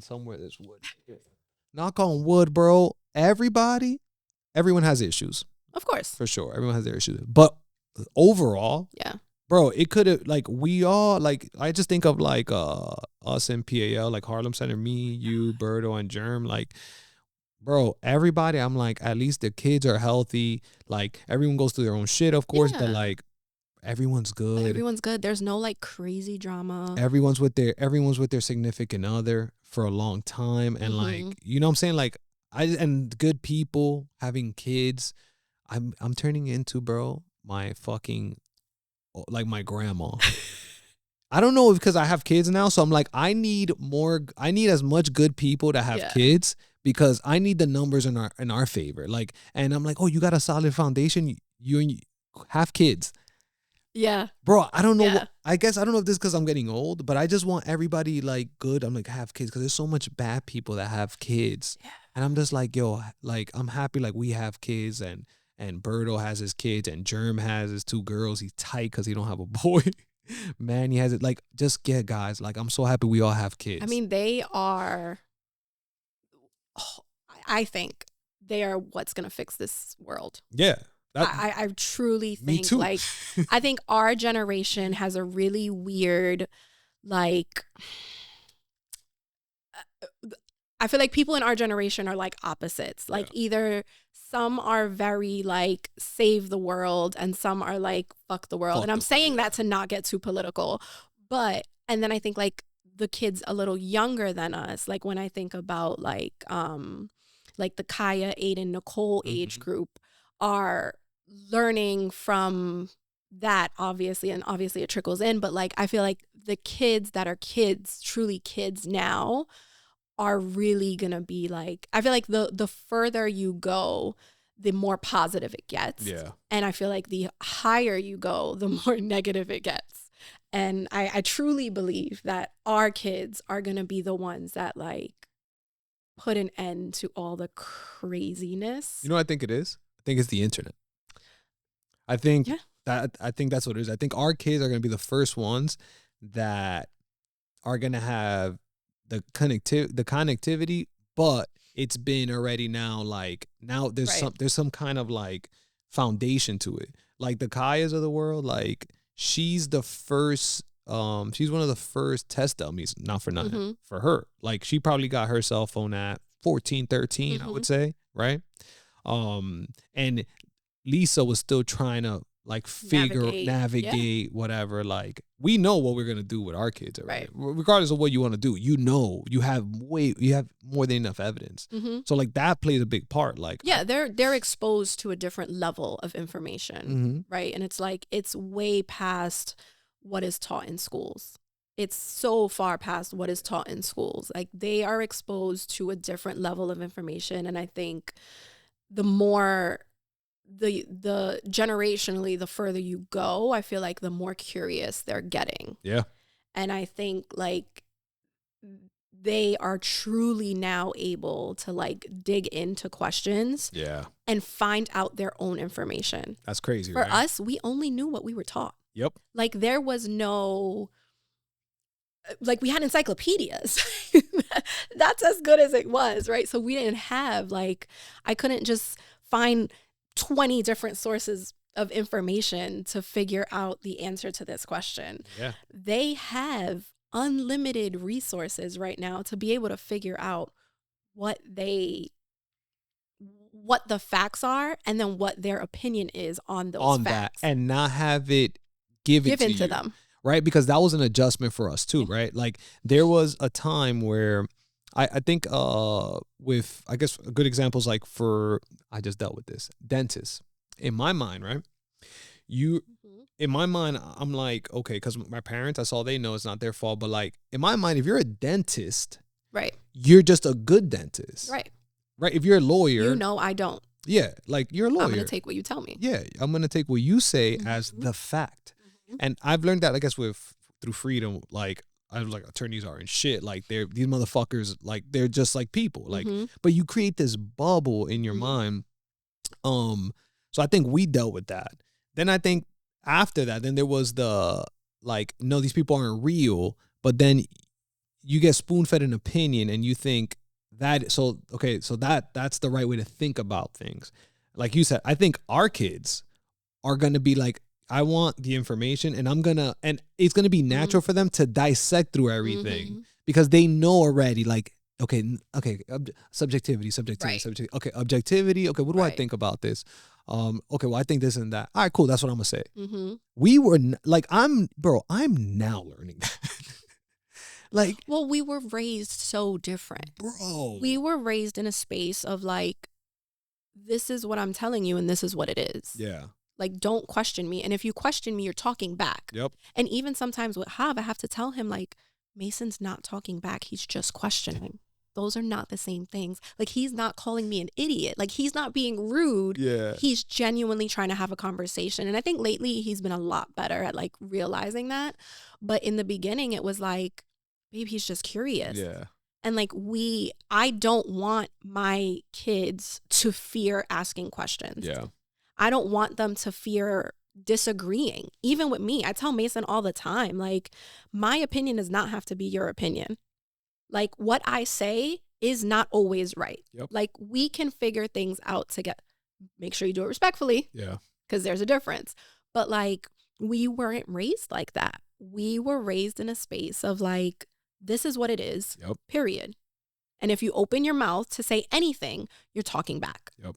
And you might lose your teeth. Like that was just the reality for us. You know, what's another thing too? I talked to Amaris about this. I say one of the best parts of us being different is Abby gets to see two adults. I tell her, like, in theory, you would hope that which we do a great job at for the most part, being mature about it. I'm like, we get to discuss it.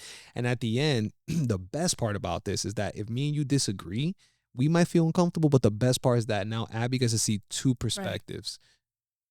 They win. The kids win. Yep.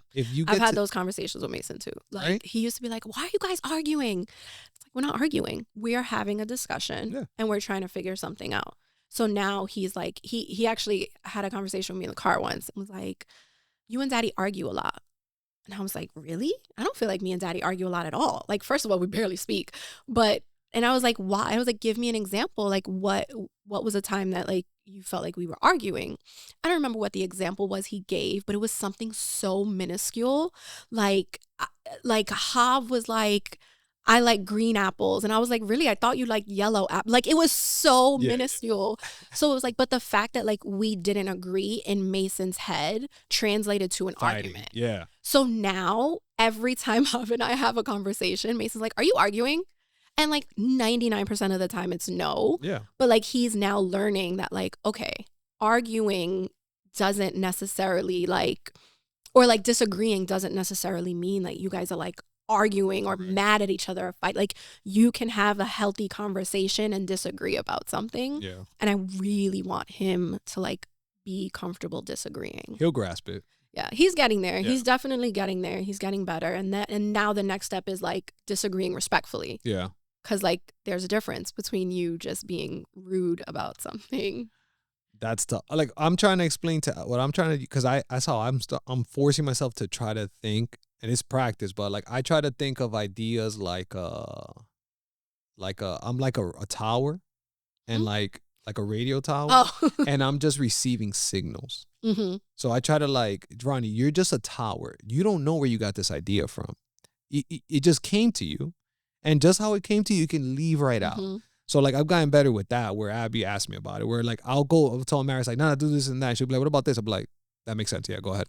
And like, it's like, I'll be fully committed. I'd explain it to Maris too. I'm like, yo, don't take my full commitment to something as like, I'm just trying to make the valid based on what I know. But if you be like, if you know something better, I'm going to tell you like, sometimes I still startle her. She'll be like, wait. And I'm like, no, what you said makes sense. You don't have to explain anymore. Like, I got enough. Like, and I know how it comes off, whatever, but no, I'm the same way though. Yeah. We're good. Yeah. Like, I swear we're good. What you said is right. Cool. Move on. Like, let's keep going. I agree. Yeah. Like, let's move on now. But I get it, because me and you have that thing of that very it's not dominant. It's like if you mistake me really making a compelling argument for me putting like my emotions into it. Yeah. And it's like, no, I don't care. I don't care. Yeah. Like cool. I'm trying to make an argument because I truly believe this is the right way. But as soon as you throw me, like I said, another fucking message in my another frequency, I'm like, oh, this one's better. Like, throw that one out. Oh, like, okay. Cool. Okay, this works. Let's go. Yeah. Yeah, I agree. And Hav is just starting to like, I think not like just be like, oh, okay. Because I've been trying to say like, I'm not being an asshole. I genuinely like cool. Mm-hmm. And then he's like, oh, okay. Like but I have to tell him, like, I'm not trying to be an asshole. I am genuinely over it. And like, truly whatever you want is fine. Yeah. Like, and now he's finally like, okay. One thing, I don't know where you fall, because like, it's because you are similar to my personality, but you are the woman. So I don't know where you fall into this. But like, one thing also that I've learned that sometimes a marriage needs from me is to make the decision, because she's tired of making decisions. And then in my mind, I thought I was helping her out by telling her I'm down for whatever. Oh. So what I've learned is I just have default answers now. So she'll be like, what do you want? I'd be like, ground beef. Or like some kind of red meat for me selfishly, because it's like the most protein I can get. So I'll be like, let's do burgers. Like, and then that, funny enough, that helps her. Like, she'll be like, no, we're going to do this. Yeah, yeah. And then before I would be like, yo, why the fuck you ask? Now I'm like, oh, okay. I think she's dealing with like decision fatigue, because she has to make so much more decisions than me. So I'm like, just give her, what time you want to leave? I'm like, 3:00. I have no reason to say 3:00, but I'll just be like, what time you want to leave Saturday to my mom's house? 10. Did Morgan send you that video? He sent me no, months ago. Okay. But he sent me up because obviously, like, everybody knows I'm always tired. I'm tired 24/7. And I've tried for years to get answers, and I've never gotten answers. So he sent me a video the other day, months ago, that basically said like decision fatigue is exhausting. Yeah. And like we have to make so many more decisions now than like the cavemen did, let's just say, or whatever. I'm trying to like recall parts of the video, but decisions are exhausting. And we as women, we as moms make 90-something% of decisions, not just for ourselves, for everyone in the family, every minute of every day. Yeah. It is exhausting. So, no, you guys saying whatever you want, or like, where are we going to go for dinner, or what should we do? It's just adding to the mental load. Yeah.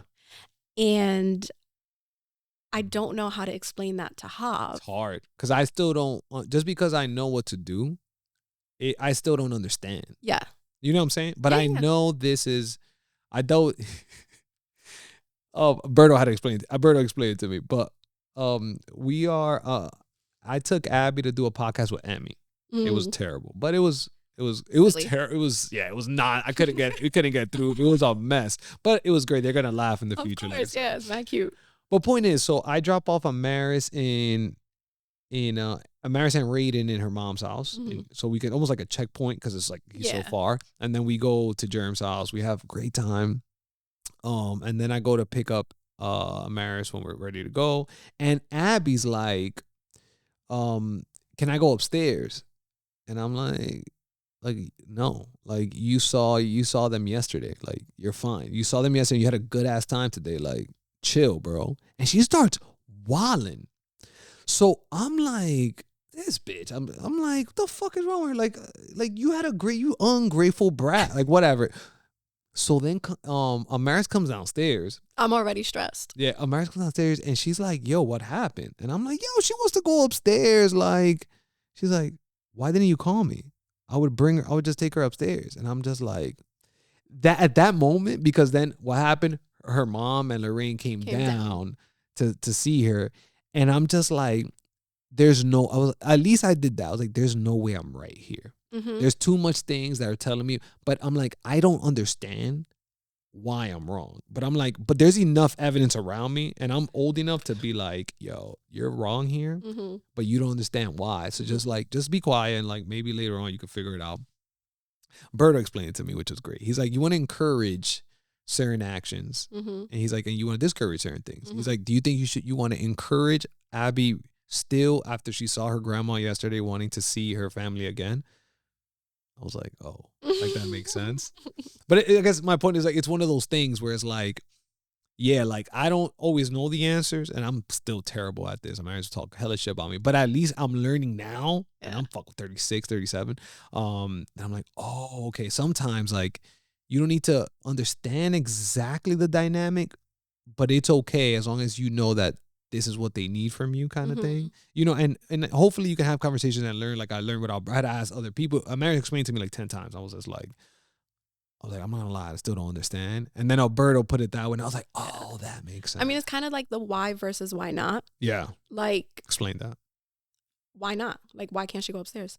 Oh, okay. So you ask yourself why not rather than why?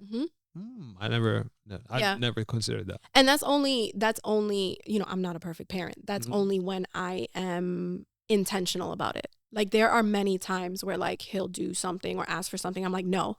And I'm like, why not? Yeah. Like why? Why can't he do? So I've been trying to be more mindful of like the why not. Yeah. Like if I say no to something, I have to be able to like back up the reasoning behind it.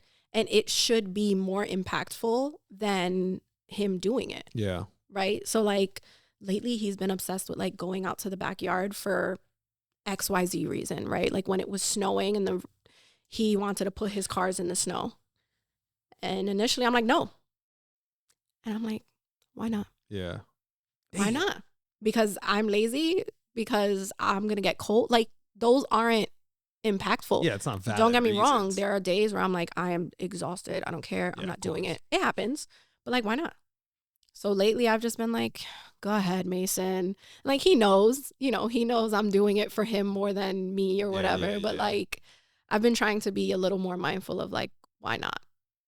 And then that helps me. That's good. That's a nice little, okay. I like that. Why not? It's true. I read a book. It's called, they have a chapter on that. It's like, let them play with the slime. because I fucking hate slime. Mm. I hate everything about slime. It's terrible. Like, I'm like, the fucking chemicals in that, the fucking fact that she's gonna end up putting it on the wall, and then you're gonna have to go little by little to take it out the wall. And it's like, yo, just let her play with the slime. I mean, I think you just have to, like, so for the why not for slime, right? You have all of those factors. Like, all of those factors are valid. Yeah. Like, those are reasons to say no. So, like, remove those factors. Like, Mason can only play with slime on the island. That makes sense. If you're going to play with slime, or on this table. Yeah. If you're going to play, and if it's left out for Ethan to get a hold of, garbage. Yeah. And he knows that. So it's like, when the why not is valid, see if you can remove the factors, obstacles, right, that aren't as big of a deal. Some of them are a big deal, and it stays no. Like, no is no, you know, obviously. But, like, I think, and again, we were raised so different. That's like, this is a lot of learning for us. Like, we are learning to parent in ways that, like, for our parents, it was just no. Like, if it was an inconvenience for your parent, and I think I had phenomenal, but, like, my parents were so amazing. Like, I truly don't have complaints about my parents. And it was different back then. Yeah. It was just different. Like, we weren't raised to ask questions. We weren't raised to question authority. I want Mason to question authority, right? So, like, he is, in a sense, forcing me to figure out this why not thing. Yeah. Because when he asks me why not, I got to give him an answer, or I'm just being an asshole. Yeah, exactly. Don't get me wrong. Sometimes I'm okay just being an asshole. I'm totally fine there sometimes. But sometimes I have to take a step back and be like, yo, it's true. Why am I saying no? Like, why can't he do this? Yeah, and then when you make yourself aware of that, that's when you're the bigger asshole. Like, sometimes you're like, yo, I'm fucking tired. Like, no. But you know what I'm saying? Like, that's fine. But it's more like, when you're able to stop yourself, be like, yo, Angie, why not? And then you, like, if you ignore that and you caught yourself, like, you're the worst. You know what I'm saying? Like, that's just gonna fuck with you for that long. It's like, I was aware, and yeah. But our kids are teaching us. I truly believe our kids are teaching us to parent, because they are just so, like, they're so blatant about shit, and they are forcing patience, and they're forcing reasoning, and they're forcing all these things that, like, I didn't need to do before, that now I'm just like, it's pretty cool though, man. It is. I love it. The amount of purpose you get, like, from that, I think that's why so many people got pets. I'm like, yo, what you really want is kids. It's not pets. I don't know about that. I said it. I don't care. I don't know if I don't know, on the record, I don't know if I agree with that. I agree with that. But it's that purpose, man. They give you that. Yeah. So biased now. No, it's true. They give you, besides purpose, they give you a reason to get better. Like, not just a reason to be, but a reason to improve. Isn't that crazy? In my mind, I thought kids was like, I gotta stop my life for like 20 years. Nah. It's funny. I want to make more money. Yeah. I want to work harder. Like, I want to do everything better and more, even though it's harder because you have kids. But I thought, like, your life is just on, like, I guess because, again, I come from parents that were so poor that their life had a pause, but they were like trying to survive, like, you know. So I didn't realize that, and there was like a huge ignorant part about it, right? All those things. So you think like, oh, okay, so like, damn, when you have kids, like, that's what that is, like, that's what that looks like. Like, your parents are fucking working nonstop because you fucking keep eating, you don't stop eating, and you don't. I guess I didn't get to see like like, you know, my parents worked hard, so then I don't have to work hard, and I can have a better life. Right. It's cool. And now our kids are gonna have an even better life. They're gonna be fucking pricks. Oh my God. That part, those when I used to be like, these fucking little privileged little white kids, that's our kids now. There's nothing you can do about it. I could take an extent, bro. Yes. I mean, no, for sure. You know, I'm being but no, they're so privileged, bro. 100%. Like, Kevin Hart had that bit of like, I took my kids back to Philly, and they were like, can we come back tomorrow? And it's like, that shit don't work. Like you take Abby to the heights and she's not gonna be like, oh, like this is crazy. She'll be like, oh, this was fun. It's cool. It's only fun because you get to leave. Right. So for them it's an adventure. Right. So there's nothing you can do. Right. It's like being like it's like being an aunt. Like the baby is so fun. The baby is amazing because you can give it back. Yep. So it's not like being an aunt and being a mom are not the same thing. Like visiting the hood and living in the hood are not the same thing. But they don't get that. Yeah. They don't understand the capacity of like having to live here and struggle and hearing gunshots outside and like being woken up at whatever time in the morning with police sirens. Like they don't, that doesn't, you know what's click funny for them. Even like every time I go to the heights I hate it. I don't like it. I'm like, it's dirty, it's fucking over, all that shit, right?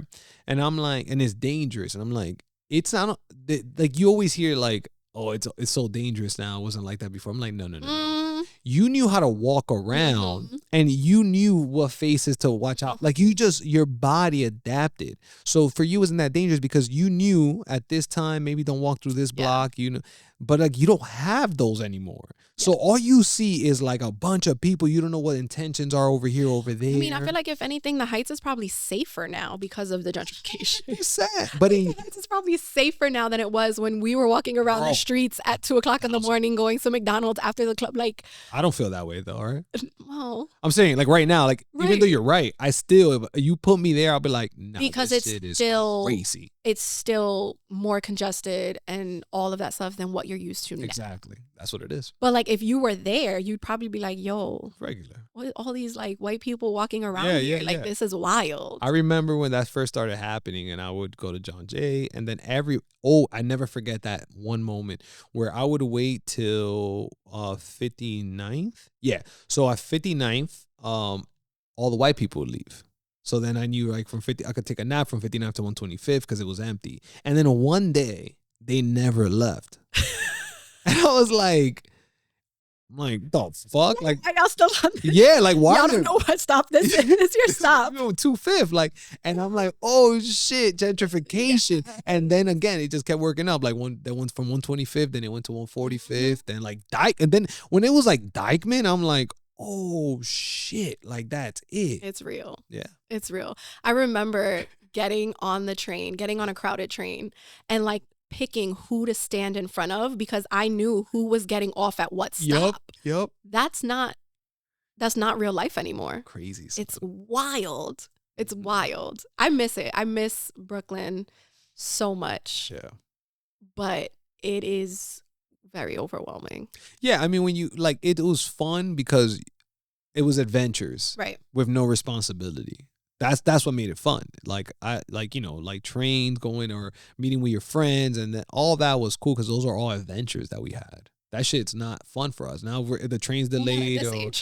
I mean maybe, but it's just annoying now because we have like responsibilities. That's all. That's the only thing. No, I couldn't picture myself like doing all of that. Dealing with all those people and the trains and all that sounds terrible. What about Amaris when she in her mind, I never forget that she thought that she was gonna keep going to the east side. Remember when she was when we first moved to here, in her mind she was gonna keep working in that school because she did it when she was pregnant. I'm like, okay, and then COVID happened and then she thought she was gonna go back and I was like, you think in my mind I'm like, you think you're going back? Like there's no shot in hell that you're gonna try to fucking, she used to take her like an hour and a half to 2 hours to get to. I'm like, that shit, that's over with. Bro, post-COVID, I don't think I could ever go back into work. Fuck that. I cannot, like, even hybrid now, like randomly if I like look and see, I barely look because I am very comfortable where I'm at. But like, if I'm randomly, I'm like, hybrid? I gotta leave 2-3 days a week? Nah, I'm good. I get it, son. I'm good. What about me, bro? I don't even know if I can function. I always speak to Ryan. I'm like, I don't know if I can function as a like 9 to 5er anymore, even remote. I'm like, yo, I have such a weird life. The way it's set up, it works, but I'm like, it's weird. Like a guy in ECYC had to ask me. You could tell. I don't know. He's like a white dude, a little bald. I don't know. It was weird because he worked there, and I was like, I Oh. feel like there's and it was mostly women there. Yeah. I don't know who you're talking about. I don't know, but he's like, I gotta ask, man. He's like, what do you do? He's like, I know you go to the gym, and he's like, I know sometimes you go run too because I see what you're wearing, and it's like, he's like, you never have jeans on. I was like, nah, man, I'll do this. I explained the real estate thing, and he was like, yo, that's amazing, man, because literally I used to run every day. Mm-hmm. He's like, now you could tell you, like, he's a little skinny with a little belly though. He's like, you know what's crazy is that you, because you are a man, have that situation. But like me as a woman, I feel like everyone assumes I don't have a job. Oh yeah. Because of the way I go to drop the kids off. Mm-hmm. Like I'm always in leggings and a hoodie. Yeah. Every single day it's leggings and a hoodie. And I feel like I have to tell people I work just so that they know I have a job. Yeah. Like I feel like I need to like slide that in there when I'm talking to people. I'm like, yes, I'm dressed like this, but I have a job. Like the cleaning lady the other day, I'm like, she sees me on my laptop, but I am sure she thinks you're scrolling. I am shopping right now.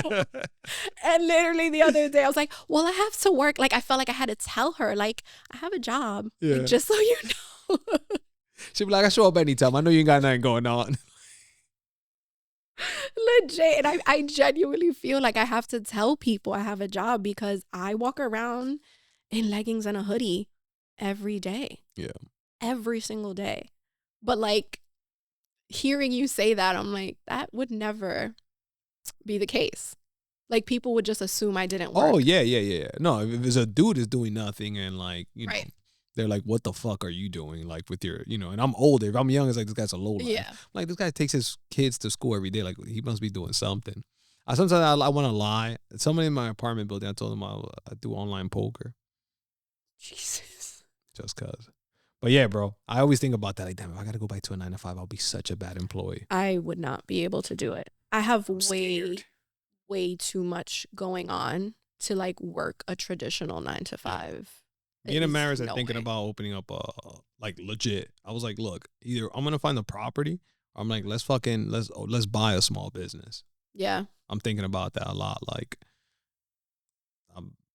maybe like a small laundromat would be nice, especially for me, so I can pay all my taxes. But just like something. Just kidding. He was just kidding. I might edit that out. I think you should. No, but me and Mary was talking about it. She's like, yo, I'm down. And then I saw she was excited. So I was like, oh, she's excited. Yeah. I might even consider it now. Yeah. Houses is so funny enough. Interest rates are dropping a lot. Like a ton. Like to the point where we're like a month away from interest rates being at the number that when we first bought these houses. Really? Yeah. No joke. So you guys like me have like pretty good credit scores. So like I think right now we can get it at a 6. We closed on the church and this one. We were at a 5.7, something like that. So like, yeah, it's like 25% away from being. Yeah, I feel like we're at a. You guys are dramatically low because you guys refinance, but I'm saying like it's I guess it's come back full circle. Yeah. Where it makes sense now. Like probably like in the summer to fall, you guys might be in a good position where it then like that balance of like it's worth selling this one to make the money on it, and it's worth buying another house with that interest rate where you're not like, damn, I can't give up this interest rate. Like you're almost getting to that point, which is pretty cool. So I'm either gonna buy something in the fall when my lease is up, or I'm still gonna move out, but just to another apartment because I fucking hate that building. And maybe I'll like start a small, like just buy a already ongoing like small business. Yeah, I feel like we're at a point in our lives where we need to do our own thing. Mm-hmm. And we're at a. You're saying you and Huff? No, just all of us. All of us, yeah. All of us in general. Like we are all, I think, successful enough to be able to like be our own bosses and do our own thing. And I think to some capacity, like a lot of us have that like flexibility, but in theory we still all answer to somebody, 100%. right? So but I feel like we're all at the space where like that should be in the near future. I think so. Eventually. I think capability. It's also really scary though. Oh yeah, no, for sure. I mean, more and more I used to always use like a mantra like, okay, am I willing to live in my mom's house? And before I would say yes very confidently, but now I'm less confident. You know, I'm like, damn, if I got to, I'll do what you it. get used to. Yeah, because then I'm like golden handcuffs. I'm like, damn, son. I like living in like I overpay for an apartment, but it's what I want. So it's like I don't mind like that privilege. Privilege, bro. I hate that word. I don't know, son. But we're in a space where I think that's coming in the near future. We just have to figure out the risk versus reward of like making that commitment. And Hav has a choice coming up soon, right? It's almost 5 years. I think he has like a year and a half left. Yeah, so like it's definitely over a year left. Yeah. Okay. Yeah, and then I don't know what he's gonna do there. Yeah, but change is scary, and change in income is even scary. Yeah. So it's like it has to be, especially having the house, having the kid, like all of these things, like it needs to be high reward. Oh yeah. For any risk. For sure. Like yeah, all these like I don't do anything if it's not like a nice. Yeah. Like, it has to. Like I'm not doing it for mediocrity. Yeah. I have to. Anything that I jump in, like luckily like it's been solid so far. So if you buy a house, does that mean we're having a wedding soon? It's up to Amaris. What do you mean it's up to Amaris? It's up to Amaris. I every time we do a project and we get paid out on that project, I'll offer her literally. I have no problem. So it's Amaris's fault you guys haven't had a wedding yet. Well, also That's what I'm hearing. No. You're right. But I also put the what do you call that? Not the cliffhanger, like the I also add the little thing like keep in mind. Caveat. Yeah, the caveat. Yeah, I'm like keep in mind the more we wait, right? History shows that I keep making more money. Yeah. The bigger the wedding. Does she want like a massive wedding though? I think she might not want a massive wedding, but it's the fuck you money. She wants a massive experience. And it's the fuck you money of like, I try to do that with her on vacation. And when we go on vacation, I'm like, I'm mad. Every cent that comes into my family, I have a fucking calculate wife. Maris made a calculation while I was gone in DR. I think I did the math wrong. And the first, because it's right in front of me, so I look at it every day. And she made a change. And I was like, what did you change? And she's like, you fucking psycho. And I'm like, yo, I can't help it. Like, I'm locked into, I like it. So it's, whatever. The point is, lost my train of thought. The wedding. Yes. So I'm like, just like the vacations, like I'm like, yo, look, vacation, I'm going to have a crazy amount of money for us. So it's just fuck you money. Whatever you want to do, we're not thinking about. We're going to do whatever the fuck we want. I want to give her that for wedding. It doesn't have to be big, but whatever fuck it is, you want. Right. I don't want you to be like, oh, because of this. Just even if it's 20 people. Whatever. If she wants this flower from fucking the Amazon that costs X amount, just fucking get it. Like, don't even think about the price. Like, it's one time. Let's make it count. Okay, I guess. So it's gonna be awesome for her whenever we do it. Now, one thing too, like whenever I know like we're really good. Like I have a plan like in 7 years, I think we're going to be like really good. So I might in the 5th year be like, look, honestly, like you don't have to wait anymore. Like we're good. Yeah. Like just fucking ball out. So. Yeah. Well, know that we're all waiting. No, I know. Okay. And it's funny. We don't feel the pressure, me and her, because we're Dominican married. Nobody in my family has ever gotten, like I've never been to a wedding. The only wedding I've been to is yours. Are you kidding me? Let me see if that's true. The only weddings I've been to is yours and Adrian's parents who recently got married.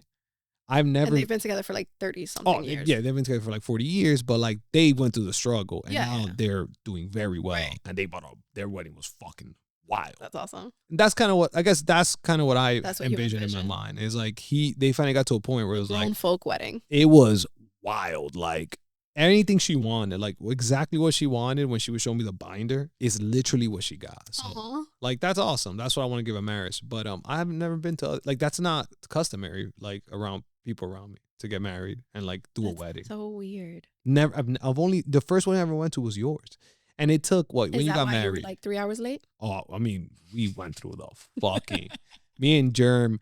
That shit was crazy. Drinking and driving, then having to get sobered up because we're like, oh shit, we're stuck. Then drinking and driving. It was stupid. And then getting stopped, drinking and driving. Yo, that shit was so stupid, bro. Thank God. So young and dumb. Self-driving vehicles are gonna be for our kids, bro. That I can shut down them driving by themselves and be like, no, Tesla or whatever electric car, you're driving my daughter home. Like, don't take away the fucking steering wheel. Cause bro, that shit was funny. Never forget, like us following, I think it was Jeremy. You weren't there. But us following Jeremy, leaving your wedding, and Jeremy went through a one-way. And the dumbest shit, because everybody's drunk, is the 4 cars behind them all went. So the cop stopped all 4 of us.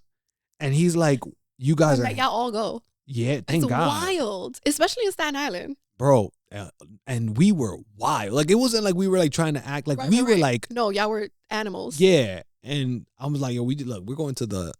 I forgot what hotel was there. Like, I think it was the Hilton. Yeah, we're going to the Hilton right there. We just came from right here.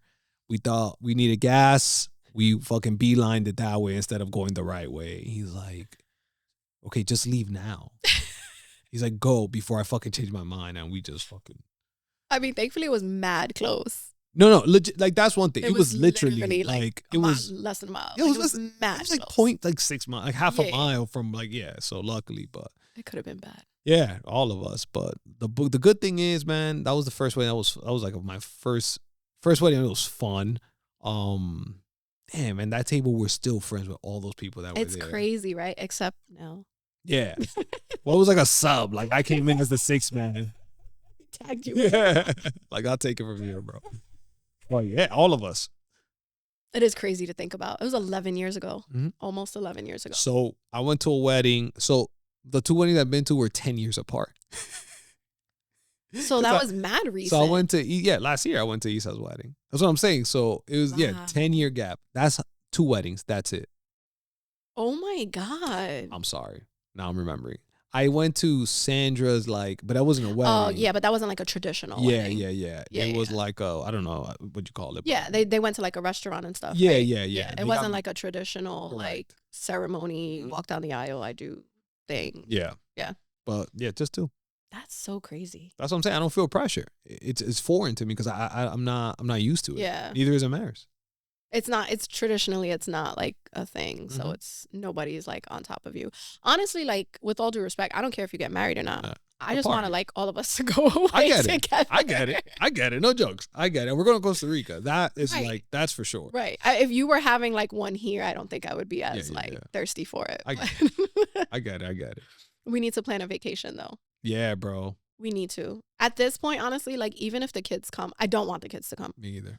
I would rather have an adult only getaway. But like at this point, I think even if the kids come, I think we all need to get away together. The good thing is we're close to Ethan and Raiden.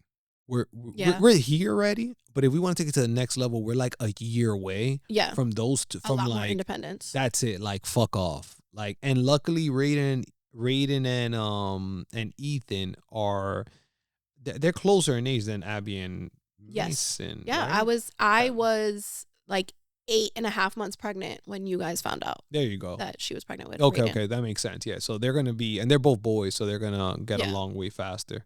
Yeah, we're so close, man. Like this summer's gonna be awesome, by the way, because we don't have to watch any of them anymore. As long as we're not in the pool, yeah. Oh no, for sure, yeah, like the pool and stuff like that. No, but like, it's gonna be a lot more. Last summer didn't feel very summery. It felt very like just fucking parent. Just it was a lot of tag team. Yeah, right? Like it was taking turns. If you and the girls were here, one of us had to be outside on the staircase. Like now at least like going up and down the stairs, everything was scary. Bro, everything. So now this summer should be a lot more chill. I'm excited for that, man. Yeah, I'm excited for the summer because I get to see you guys more. I haven't seen I feel like our kids, bro. How much time we got? It's 1 o'clock. I'm on a jiu-jitsu right now. I don't think, no jokes. Have kids ever been this sick? What the fuck, bro? Well, your kids are a different beast. Yo. Like, your kids, like, it's like nothing I've ever experienced in my life. Like, they just get sick like every other week. Bro, it's I don't know what to do. They get vitamins. They fucking eat well. Like, they eat fine. They move around. It's not like they're overweight or something. Yeah, like, yeah. Bro, I even changed the I'm like, I gotta change the filters. Like, I have the air filters as well. I'm like, what the fuck is it? Yeah, I don't know. They just might have weak immune systems. For sure. Reason, because they're not like, they're pretty healthy kids. Yeah, but you saw what Abby got fucking last week? No. Abby had not tonsillitis. Oh, yeah. What the fuck? Yeah. And that was right after her having like a virus. Right. She just had a stomach bug. What is happening? And then it's wild. I don't know.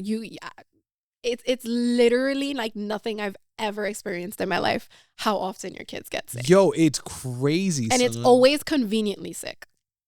Me and Amaris don't like telling Abby about events because she will get sick. I don't know if she gets in her head so much that she gets like physically sick. Because I told her she was going to jiu-jitsu finally, bro, she started getting cold sweats. So I'm like, is she sick? Because remember, think she's Amaris's daughter. Yeah. No, it makes sense, but like, yeah, I'm like, she was ended up getting sick. Okay. But in the back of my mind, I always have to consider that too. That I'm like, she could be fucking psyching herself out. Anxiety is real, bro. Yeah.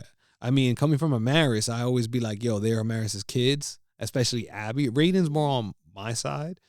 But Abby has the smart mouth of me. And very challenging. But she's very much instinctually Amaris. So I always have to consider that. But she was sick.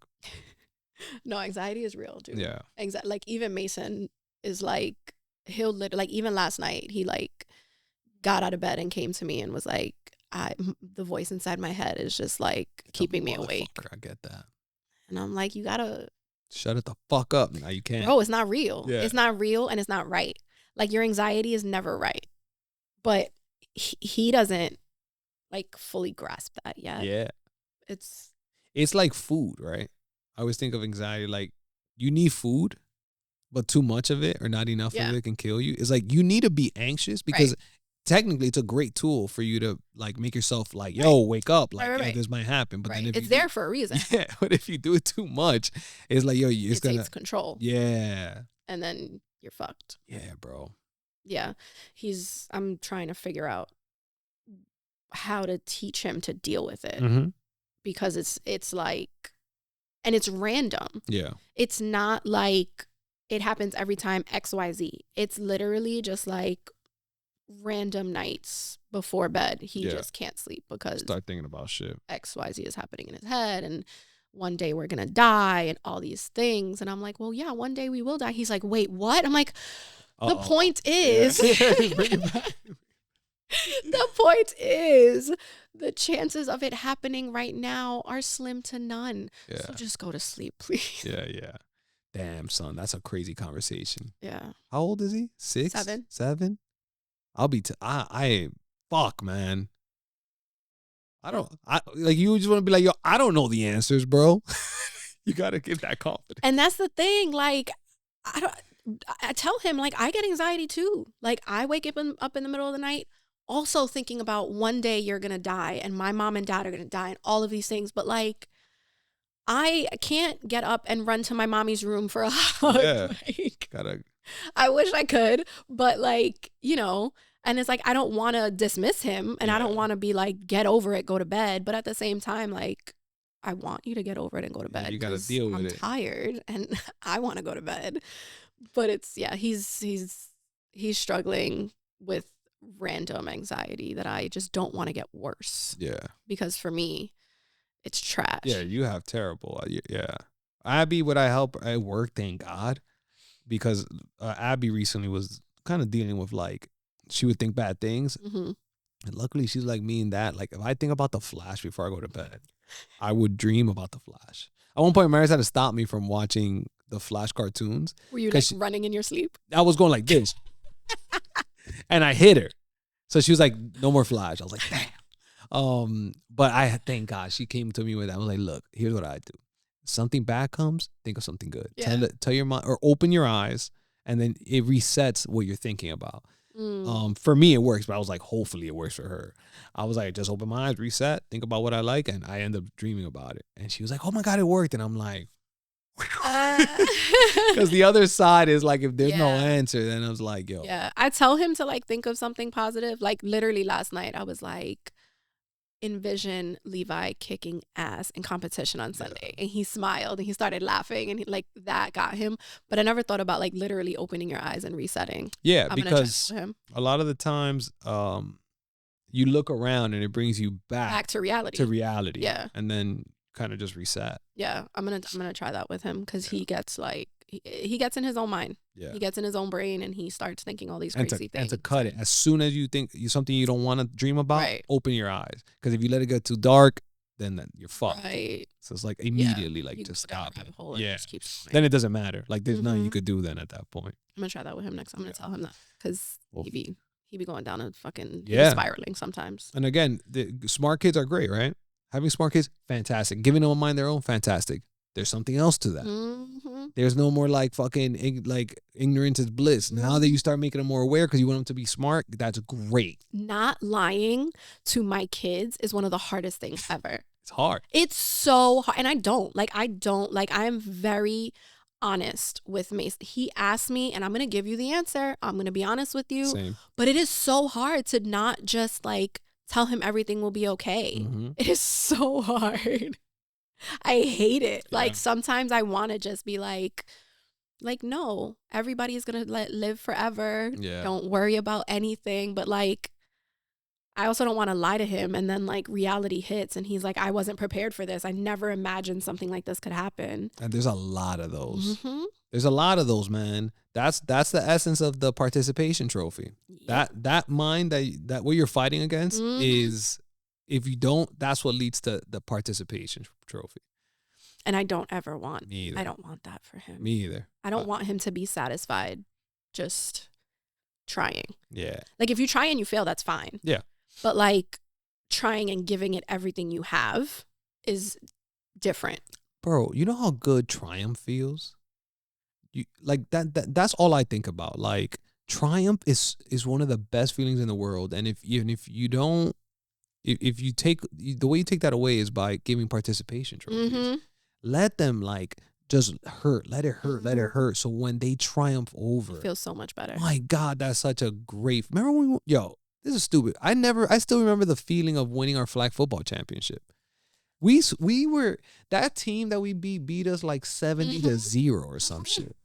And I was just like, yo. That was the same game when Berto busted his head open, right? That was an epic. That was epic. Fire. When I threw it down the middle and the dude tried to come and he just kind of like stood over him and then he was bleeding, took off his shirt. Took his shirt off, fucking tied it around his head to stop the bleeding. While that guy's on the floor, I was like, wow, this isn't a symbol that we're going to win. It was wild. Right? It was. I remember blacking out that game. Bro. I literally like, there was a point where I don't remember what the play was, but the play happened. I got so hyped that I jumped and screamed and completely went black. Like I was like, oh shit. I'm gonna pass out. Yo, that was so much. I rolled my ankle the first game and I never forget. I was hurting and nobody said a word to me. And I was like, oh, that's them like you're gonna have to figure it out. You better get the fuck over it. I never forget because it was hurting. I had a fucking fracture in my foot because I know I was fractured because all this was purple for like weeks. And then Jason was like, go to the doctor. And then I went. It was like, yeah, you had a fracture, but if healed by now. But point is, I'm like, yo, no one's. And I was sitting. I was like, no one's gonna come and help me. Yo, nothing in that moment was more important than we trying to win. So that was it. Yo, that was all that mattered. Winning was all that mattered. Yeah, it was a blessing too that Germ wasn't there. Why do you say that? Because it forced me to consider everybody else. Yeah. I mean, it was an epic game. Yeah, both of them. It was epic. The first one was we won literally by like the last play of the game. Somebody slapped it out of bounds. Like somebody slapped it, but if they would have scored, I think they would have tied or something like that. And then the second game, that was the fucking most awesome game.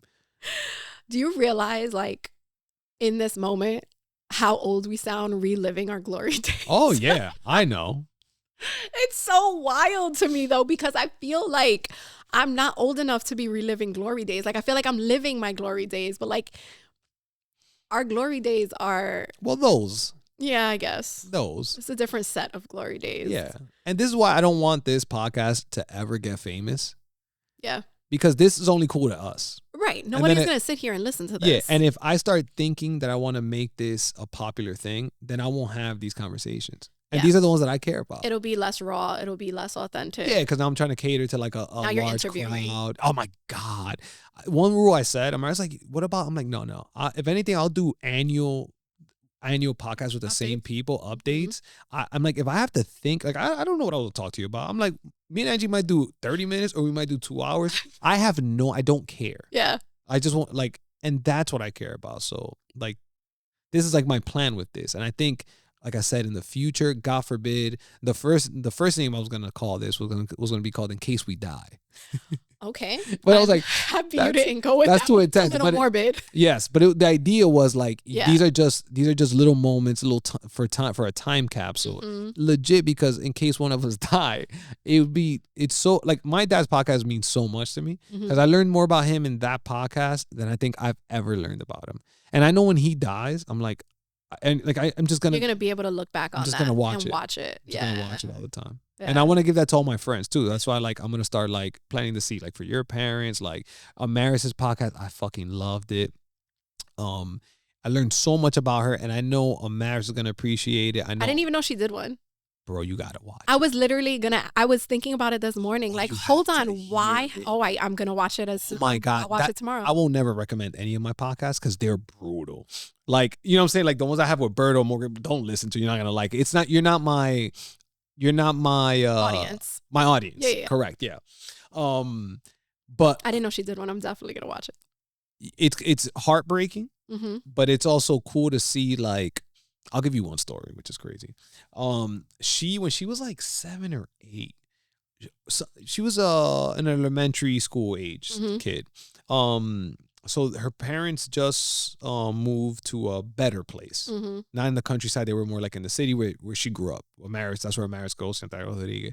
And this lady from the capital came. Capital is like, we're talking about like from here to where Jeremy lives. So it's like, you know, and no internet, no fucking anything. So like the capital, like you just hear about the capital. You don't actually go to the capital, right? This lady's coming because she wants to hire. Wait, are you talking about a podcast Amaris did or Amaris's mom did? Amaris's mom. Bro, you said Amaris. Oh, my bad. No, I meant Amaris's mom. I watched Amaris's mom.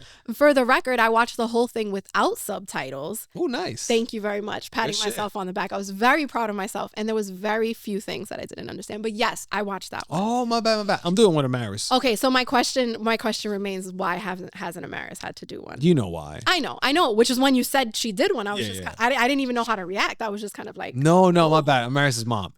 That's the only one I would recommend. No, I watched that one. I watched that one fully, and I watched Daniela's fully. Daniela was interesting too. Daniela's was really interesting. I learned so much. Okay. I guess for us, interesting for us because we're our friends, and like you learn things. You're like, oh shit, I didn't know. A stranger probably wouldn't care, but like learned a lot. Bro, one of the wildest things, 2 takeaways from her was the Costa Rica thing. That's wild. Very Daniela. I'm like, you would do that. The second one was her getting exposure to I don't know if you remember, but she got an internship at some point. Isn't that crazy that she was able to listen to tapes of like these stories of these people? I'm like, that must have been for that age. Yeah. Bro, like I wish, bro, and not even that. When have you ever like, how cool is it that she could have gotten into that world? And those tapes and that internship helped her realize she doesn't want to do that instead of doing fucking 6 years, bro. Right. 6 years where you do 6 years or something, it's going to be hard, even if you don't want to do it, to be like. To get out. Yeah. Yeah. I think about that all the time. I'm like, yo, that was so impactful. I mean, once you get into any career field, it's hard. Really difficult. I see it all the time with like recruiting teachers. Yeah. I see so many career changers that are just like, yeah, I went to law school and I don't want to do it. I'm like, you know how much money and time has been wasted going through law school, being an attorney for a year or two, and then realizing that you hate it and you wind up teaching? That's brutal. It's crazy so how often I see it. She saved herself years. Yeah. So that was like one of my biggest takeaways. I was like, that's fucking interesting. Yeah. My sister saved me. From what? What were you gonna do? I really wanted to be an OB, like a doctor who delivers baby. I really wanted to be an OB when I was younger, like a lot younger. And in my head, it was all like delivering babies. Like that was what I wanted to do. And then my sister was like, really? And she, no, not even that. That would be fine. I can take like the birth. She showed me like a picture of a like vagina with like syphilis or chlamydia or something crazy like that. And I was like, literally almost threw up. And from that day forward, I was like, I do not want to be an OB anymore. Fuck that. I don't even know if she remembers it, but she saved me from, first of all, from years of med school, because I can't imagine myself doing that shit right now. But like in that moment, she was like, oh yeah, you want to do that? Look at this. And I was just like, oh my, that is disgusting. Hell no. And she saved me from years of med school. There it is. And then running into a chlamydia infested vagina. Could you imagine? Be like, keep that inside, bro. Chill. Like, nah, I can't help you. I'm sorry. I'm good, B. Just push. Yeah, she saved me from that one. Yeah. But it could have been bad. But yeah, man, look, I would have never learned that about Daniela. Yeah, it was cool watching Daniela's. I've tried to watch. Don't. Good. I've tried to watch, even though when Hav was on, I was just like, babe. No, I would like to do one with Hav alone. Where it's just actually like story. I've learned, by the way, too. I don't like, I would only do 3 if it's like, I'm going to do 4 after an event. So we're just talking about the event. So like me, Morgan, Daniela, and Amaris after the race. Nice. So I want to do like post race. Amazing. Boom. We're all sore. Just put a mic and just talk about it. Like I want to do that, but I realized I'd rather do one-on-ones. Yeah. So we can like dig in, because the other thing too is like Hav being very nice. He's gonna be hesitant to talk. He steps back. Exactly. He does. So I'd rather catch him one-on-one. Hav is definitely I want to talk about, because he's. I think you could also do couples ones. I think would be awesome. That would be cool. Yeah, for the kids, like having like me and Hav doing one together, or like you and Amaris doing one, but like not focusing. Obviously, like you're there, so like not focusing on Amaris specifically, but like on the two of you and your relationship and the dynamic. I think would be cool. Cool for the kids to see. Yeah, in the future. That's a good idea. Yeah, because I like that. Like I said, it's just things that you can't discuss with them now. But like just through talking, they want them to know. Yeah, it's just like, oh, like is it that they first they idealize you, then they demonize you, and then they humanize you. So in that humanization process, it's like, here, I'll give you a little more, so you can really humanize your parents. Yeah, I think there's something to like looking back on what your parents dealt with. Like even now, I look back as a mom on like what my parents did and like experiences that they had. And like being like, oh shit, like it feels easy when you're a kid. Yeah. Because you don't have those responsibilities. You don't have the worries. There are no issues, right? And even when there are issues, like parents are doing their best to not present those to you so that you don't really see those. So like it's crazy looking back on like things my parents have experienced, and now being able to have like this, and Mason being able, and Ethan being able to like look back on it and be like, this is from her mouth. Like this is what she was dealing with in the moment, not like stories that I'm hearing 30 years later, you know, whatever. Like from the third person, it's not going to be, right? It's like the best journalist, right? Get it from the source. It's a primary source. Like it's literally like the person who went through it, dealing with it in the moment, having the conversation. I got to do it with your mom. Yeah. She'll be down. Yeah, I can guilt trip her into doing it. I don't think she would need to be guilt tripped. I think she would do it. I think she would ultimately do it like for her grandkids and like that's how I sell it. Yeah. I think she would. She like just like Rosa like has I know stories. I'm sure stories that I don't even know, but even the stories that I do know is like it's fucking you can't wild. Be that nice. No one is nice. Your mom isn't nice. Your mom has been through a lot of shit, and that's the niceness I get from her. Always. I've always gotten. I'm like, no, she is the sweetest. She's the sweetest because I know there's a ton of shit in front of it that made her like sweet. Like Amaris's mom too. I'm like, yeah, she's super sweet. You know why? Because look at the fuck shit she went through. Yeah. So, I mean, I think for a really long time, my mom was like, probably Rosa too, but like they've been through so much in their lives that they went hard. They went rock solid. Like there was no penetrating. They were just like hard human beings. And my mom was for a while. She was like just a hard human being. And I think now they've got, I think they're in a space where they can breathe. Yeah. And like, they're not on the defense every second of every day. They're not worried about danger every second of every day. For a long time, they were. For a long time, they went through everything they went through, and then having young kids. So now trying to make sure your kids don't go through what you went through, and like trying to protect them as best as you know, but you don't know, right? Like my mom was barely raised. Like it wasn't even like a poorly, like she wasn't raised, you know what I mean? So like doing the best you can while not really like it's like going in to take a math exam and like not having passed kindergarten. Like you're not properly like prepared for what you're about to do, but it's a life or death situation and you gotta make sure you can survive. So like constantly never living, constantly just like surviving. And I think now they're in a space where they are living, which is like, which is why I try so hard with them to like go do, like go do things. Like we got this place in Puerto Rico for you guys. Like not just for you, obviously, but like a big part of it is like for you to be able to go whenever the fuck you want. Like just go experience life that you haven't been able to because you've been living for us. You've been surviving for us. Like now is your chance to thrive. Like you don't have to raise us anymore. Live your life, do your thing, have your fun. Like peace. They still don't though. No, it makes sense. So annoying. My parents ran with it though. I love it. I love that for them. Like my uncle literally like, my uncle and my aunt obviously like raised their kids and stuff. They have a house. They just sold their house in Florida, but they had a house in Florida. They had a house in the Poconos, and they have the one in Arrowhead. Arrowhead, yeah. And they have a van, not a van, a bus, like a tour bus, basically. And they just like they're never in winter weather.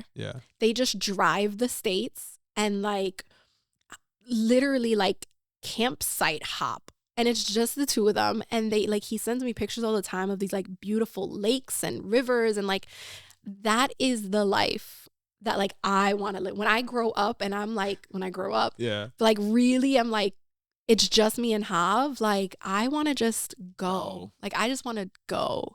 And I try to talk my parents into it all the time, but it never works. I get that. I don't get that vibe from them, man. Nah, it doesn't. They like to chill. Yeah, they're just super like to chill. They're comfortable. Yeah. Which is I'm also I was gonna say that's great too. That's what they want. Yeah. But I want for them. Yeah. So like the way it looks in my head is you guys experience it. Which is why going to Europe with them was so like it was a really big deal for me. Yeah. Because like my dad was like 8 hours on the flight. No way. This sounds terrible. I was like, well, we're going. We booked it. So like figure it out. And my mom to this day is like, it was the best. Like awesome. Venice is the most amazing place I will ever be and have ever been. And like being able to like have that with her like is amazing. Oh yeah. It's amazing. And like having the kids have that experience with her and like we have so many memories just from those like 2 weeks. Yeah. It makes sense, right? Because you're being intentional, right? You're going there to make memories. Right. So that's awesome. Right. Yeah. But they've been through a lot. I think she would do it. I'm saying I'm gonna pitch it to her next time I see her. Yeah. Or even maybe the two of them. No. Okay. Just kidding. I want to, because I'd rather get individual. I want to do individual first, and then if anything, I could do the couple thing. Yeah. But again, one of them is gonna give on even if one remembers it one way, the other one doesn't remember. Yeah, it's gonna be a give. I rather like Almost hear that. I'm like, okay, Just your side first. yeah, I'd rather almost be like, oh, it's funny, Evelyn, because you saw it that way. I spoke to Pete. Pete actually Right. sees it this way. Right. You know, and then, you know, then we could do it together. But the one-on-one, and I haven't sat with you one-on-one It's since been a long time. since PAL probably. Probably. Without any Without any interruptions, without the kids or running without around. anything specific. Yeah. Like, hey, we're meeting for Without an Nurse's agenda. ring. Exactly, without an agenda. I'm never probably ever gonna sit with your mom one-on-one. Without an agenda. Yeah. Sorry. Definitely. That's why I like it. Selfishly, this is like why I like doing these things. Yeah, As annoying as they are, editing is like fucking 4 hours of my time. It's annoying. I hate it. It sounds awful. It's awful. I appreciate you for doing it though. Yeah, I get something out of it. So like, it's worth it. Once it's done, I don't hear it again because through editing, and like I'm tired of hearing it. Well, between living it and then editing it, you've already lived it like multiple times. Every word. Yeah, it's fine. No, but I appreciate you doing it. I was not happy. I was like, why don't you want to do it? I get it. It's just not, it's weird. It is. It doesn't feel weird in the moment, but like thinking about it, I'm like, this is so fucking weird. Like, it's Ronnie and we're just going to sit and talk. Like, that's weird. Everybody, by the way, you get that feeling, everyone says the same thing. I'm sure. Yeah. I'm sure. But it doesn't make it less weird. Yeah. I mean, if no, it's definitely weird, but at least I try to like just start. Yeah. That's number one. I don't be like, hey, welcome. Like, cause then that fucks you up. So I just press record and we just start talking. I know that helps. And then two, I don't ask you questions like an interview. Yeah. So to be honest, like, that was probably the weirdest part because I'm very like in my head. So like for me, I'd rather you ask me questions so that there is an agenda almost, and like there's a flow. Mm-hmm. And when you said like, I'm not even going to ask you questions, I'm like, are you trying to make me feel better? Because that's not the case. Well, I'm trying to get as close to Angela as possible for your kids. No, I get it. Yeah. I completely get it. And it makes sense. Yeah. And I'd rather you ask me questions. I got it. Because then I can like have, you know, it's like when people like, even my supervisor or something will like, you know, well, what are your thoughts on this? I'm like, can you ask me specifics? Because like, I don't know what my thoughts are yet, but if you like let me dial in a little bit more, it's easier for me to just open up and give my honest thoughts. If you just ask me a general question, I'm just going to give you a general response. That's funny. I take that when someone asks me that, I'm like, oh, okay, so you want me to, I'm like, all right, worse, like, let's just fucking brainstorm out loud. That's how I take it. I'm like, oh, you want to do that? No problem. Well, I think of this. Well, yeah, you're right. I don't think about that. Like, oh, but maybe that. Yeah, you're right. You know what? And then it's. If you ask me a general question, I'm going to give you a very general response. Oh, I'm the opposite. So like the more intricate your question is, the deeper I will dive into like the thought process behind it. And that's how AI works. It's funny enough, you machine. But did you know, like, I use AI. I use AI a lot, and the better the prompt, the questions. Right. Yeah, I'm literally AI. Yeah. I'm literally AI. That's funny. Because it forces me to think deeper. Yeah. Like if you just ask me a general question, like I'm just kind of like, that's sure, funny. here's a high level like overview of an answer for you. That's so funny because that is literally how AI would respond. Be like, okay, like, yeah. And then you have to continue. Give me a better prompt. On. Yeah, better prompt. That's so fun. Are you using it at all? Not at all. Oh my God. I know. Everybody tells me all these amazing things. You'll get to it. But like once you use it, we recently are talking about that. I got like 5 minutes. I got negative 4 minutes. No, you're good. I want to finish this. We recently decided to start investing in Ohio, right? It was between Ohio and Indiana. Mm-hmm. Literally, I turn on, I use Grok. Mm-hmm. That's Twitter's AI because it's not as good as ChatGPT, but it's good because ChatGPT created parameters, so it doesn't use all of the internet. Oh, okay. As opposed to because now it's for profit, so they can't really show. Yeah, they have to be mindful. Twitter is like it's open source, so they have to basically say it's wide open. Okay. So that's what makes it better. But point is, I was able literally, I'm having a conversation with, because you can use voice mode, so you're just talking, and I'm with the guys, and I'm like, okay, I want to choose between. I'm gonna expand my real estate business. I'm an investor. I'm thinking about Indiana and Ohio. It's literally like it'll talk back like, okay, like what are you looking for? What are some of the things? And I'm like having a conversation with it, but everything it's spitting out is like backed by like 10 sources. Like, and it's fucking crazy. And I'm like, I ended up, I'm gonna go to Columbus. And then as a backup, Cincinnati has so Columbus is, they don't live by Columbus, right? Columbus is fucking crazy in terms of the action, but it's crazy. It's and it's backing everything up. It's saying, wow, it's having That's a conversation. where OSU is, isn't it? Ohio, Columbus, right? Isn't it? I think where so. OSU is? I think so. Yeah. But yeah, I'm gonna be there.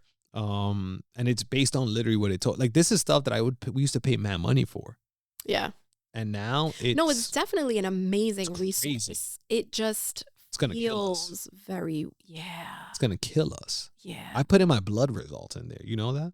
Oh, Hav does it too. Yeah. If you gave Hav your blood results, he put it in chat. Yeah. But I'm like, this motherfucker's gonna be able to create specific DNA like bombs that only kills like the one person it wants to kill. Yeah, but I'm very like I don't even use cruise control in my car because like I don't like a computer having control. I get it. I get that, like, it scares the shit out of me. Like the whole self-driving thing. Yeah. I do not use it. I'm not there yet. I don't use it. I'm going to use it when there's no more steering wheel. So you have to use it. Yeah. But I don't know if I'm ever like going to feel like. No, Hav will straight up get on the highway and like tap it and just let it drive. I'm like, oh, this doesn't feel right. No, it's just a matter of time before like. Our kids might not need a license, by the way. I would guess that like you remember, maybe you seen, there was a movie on where Sylvester Stallone that he was like, it was like in the future that he was sleeping. It was like an old movie. He was like sleeping and then they woke him up in the future and he got into a car and there wasn't like a steering wheel. Instead, the seats were facing inward and there was a table in the middle. So it's like, yeah. So like, it's just a transportation. Like, yeah. You're not. And I was like, yo, we're so close to that. Like where there's no need for like a steering wheel. Just kind of, because think about it, if there's a bunch of self-driving vehicles, right? The person physically driving by themselves is going to be a danger because they're probably all going to be in sync now. All the cars are going to like talk to each other. Yeah, when that happens, I'm sure it'll be very different. I think now there's still way too much human variable, aspect. Too much variable. Yeah. That it's like did you see there was a video of, obviously, New York City traffic, right? Yeah. So there's traffic flowing on, let's just say Fifth Ave. I'm throwing it out there on Fifth Ave, right? So there's traffic flowing and it's like traffic. Like there's cars and there's a line of Teslas trying to turn onto that street, self-driving, and they're not moving. Yeah. Because there's cars. Yeah, you don't know how to like inch your way. Bro, it's literally like 6 cars deep. And the cars behind those cars are driving on the sidewalk because the Teslas are not moving. Yeah. And I'm like, there's too much, like you said, variable for like that to just safely be, maybe in like random roads in like Minnesota or something. I don't know. But like New York City traffic, that shit's not gonna. Bro, bikes and then like you got to inch. There's no stop sign. It's just you're inching, inching until you force yourself in. Like you're playing a game. People are not gonna stop for a row of Teslas to turn into the street. Funny. I gotta watch that video. Yeah, I'm gonna try to find it for you. But it's like, and it's that's real life. Like I can't see it working until it's uniform, and I can't also see it being universal unless it becomes illegal or something. Yeah. You got to pay like an extra fee or insurances. If they be like, okay, you want to do your own driving, your insurance is gonna be crazy. But yeah, Angela, I gotta go. Yeah. This is cool though. You see, this is fucking great.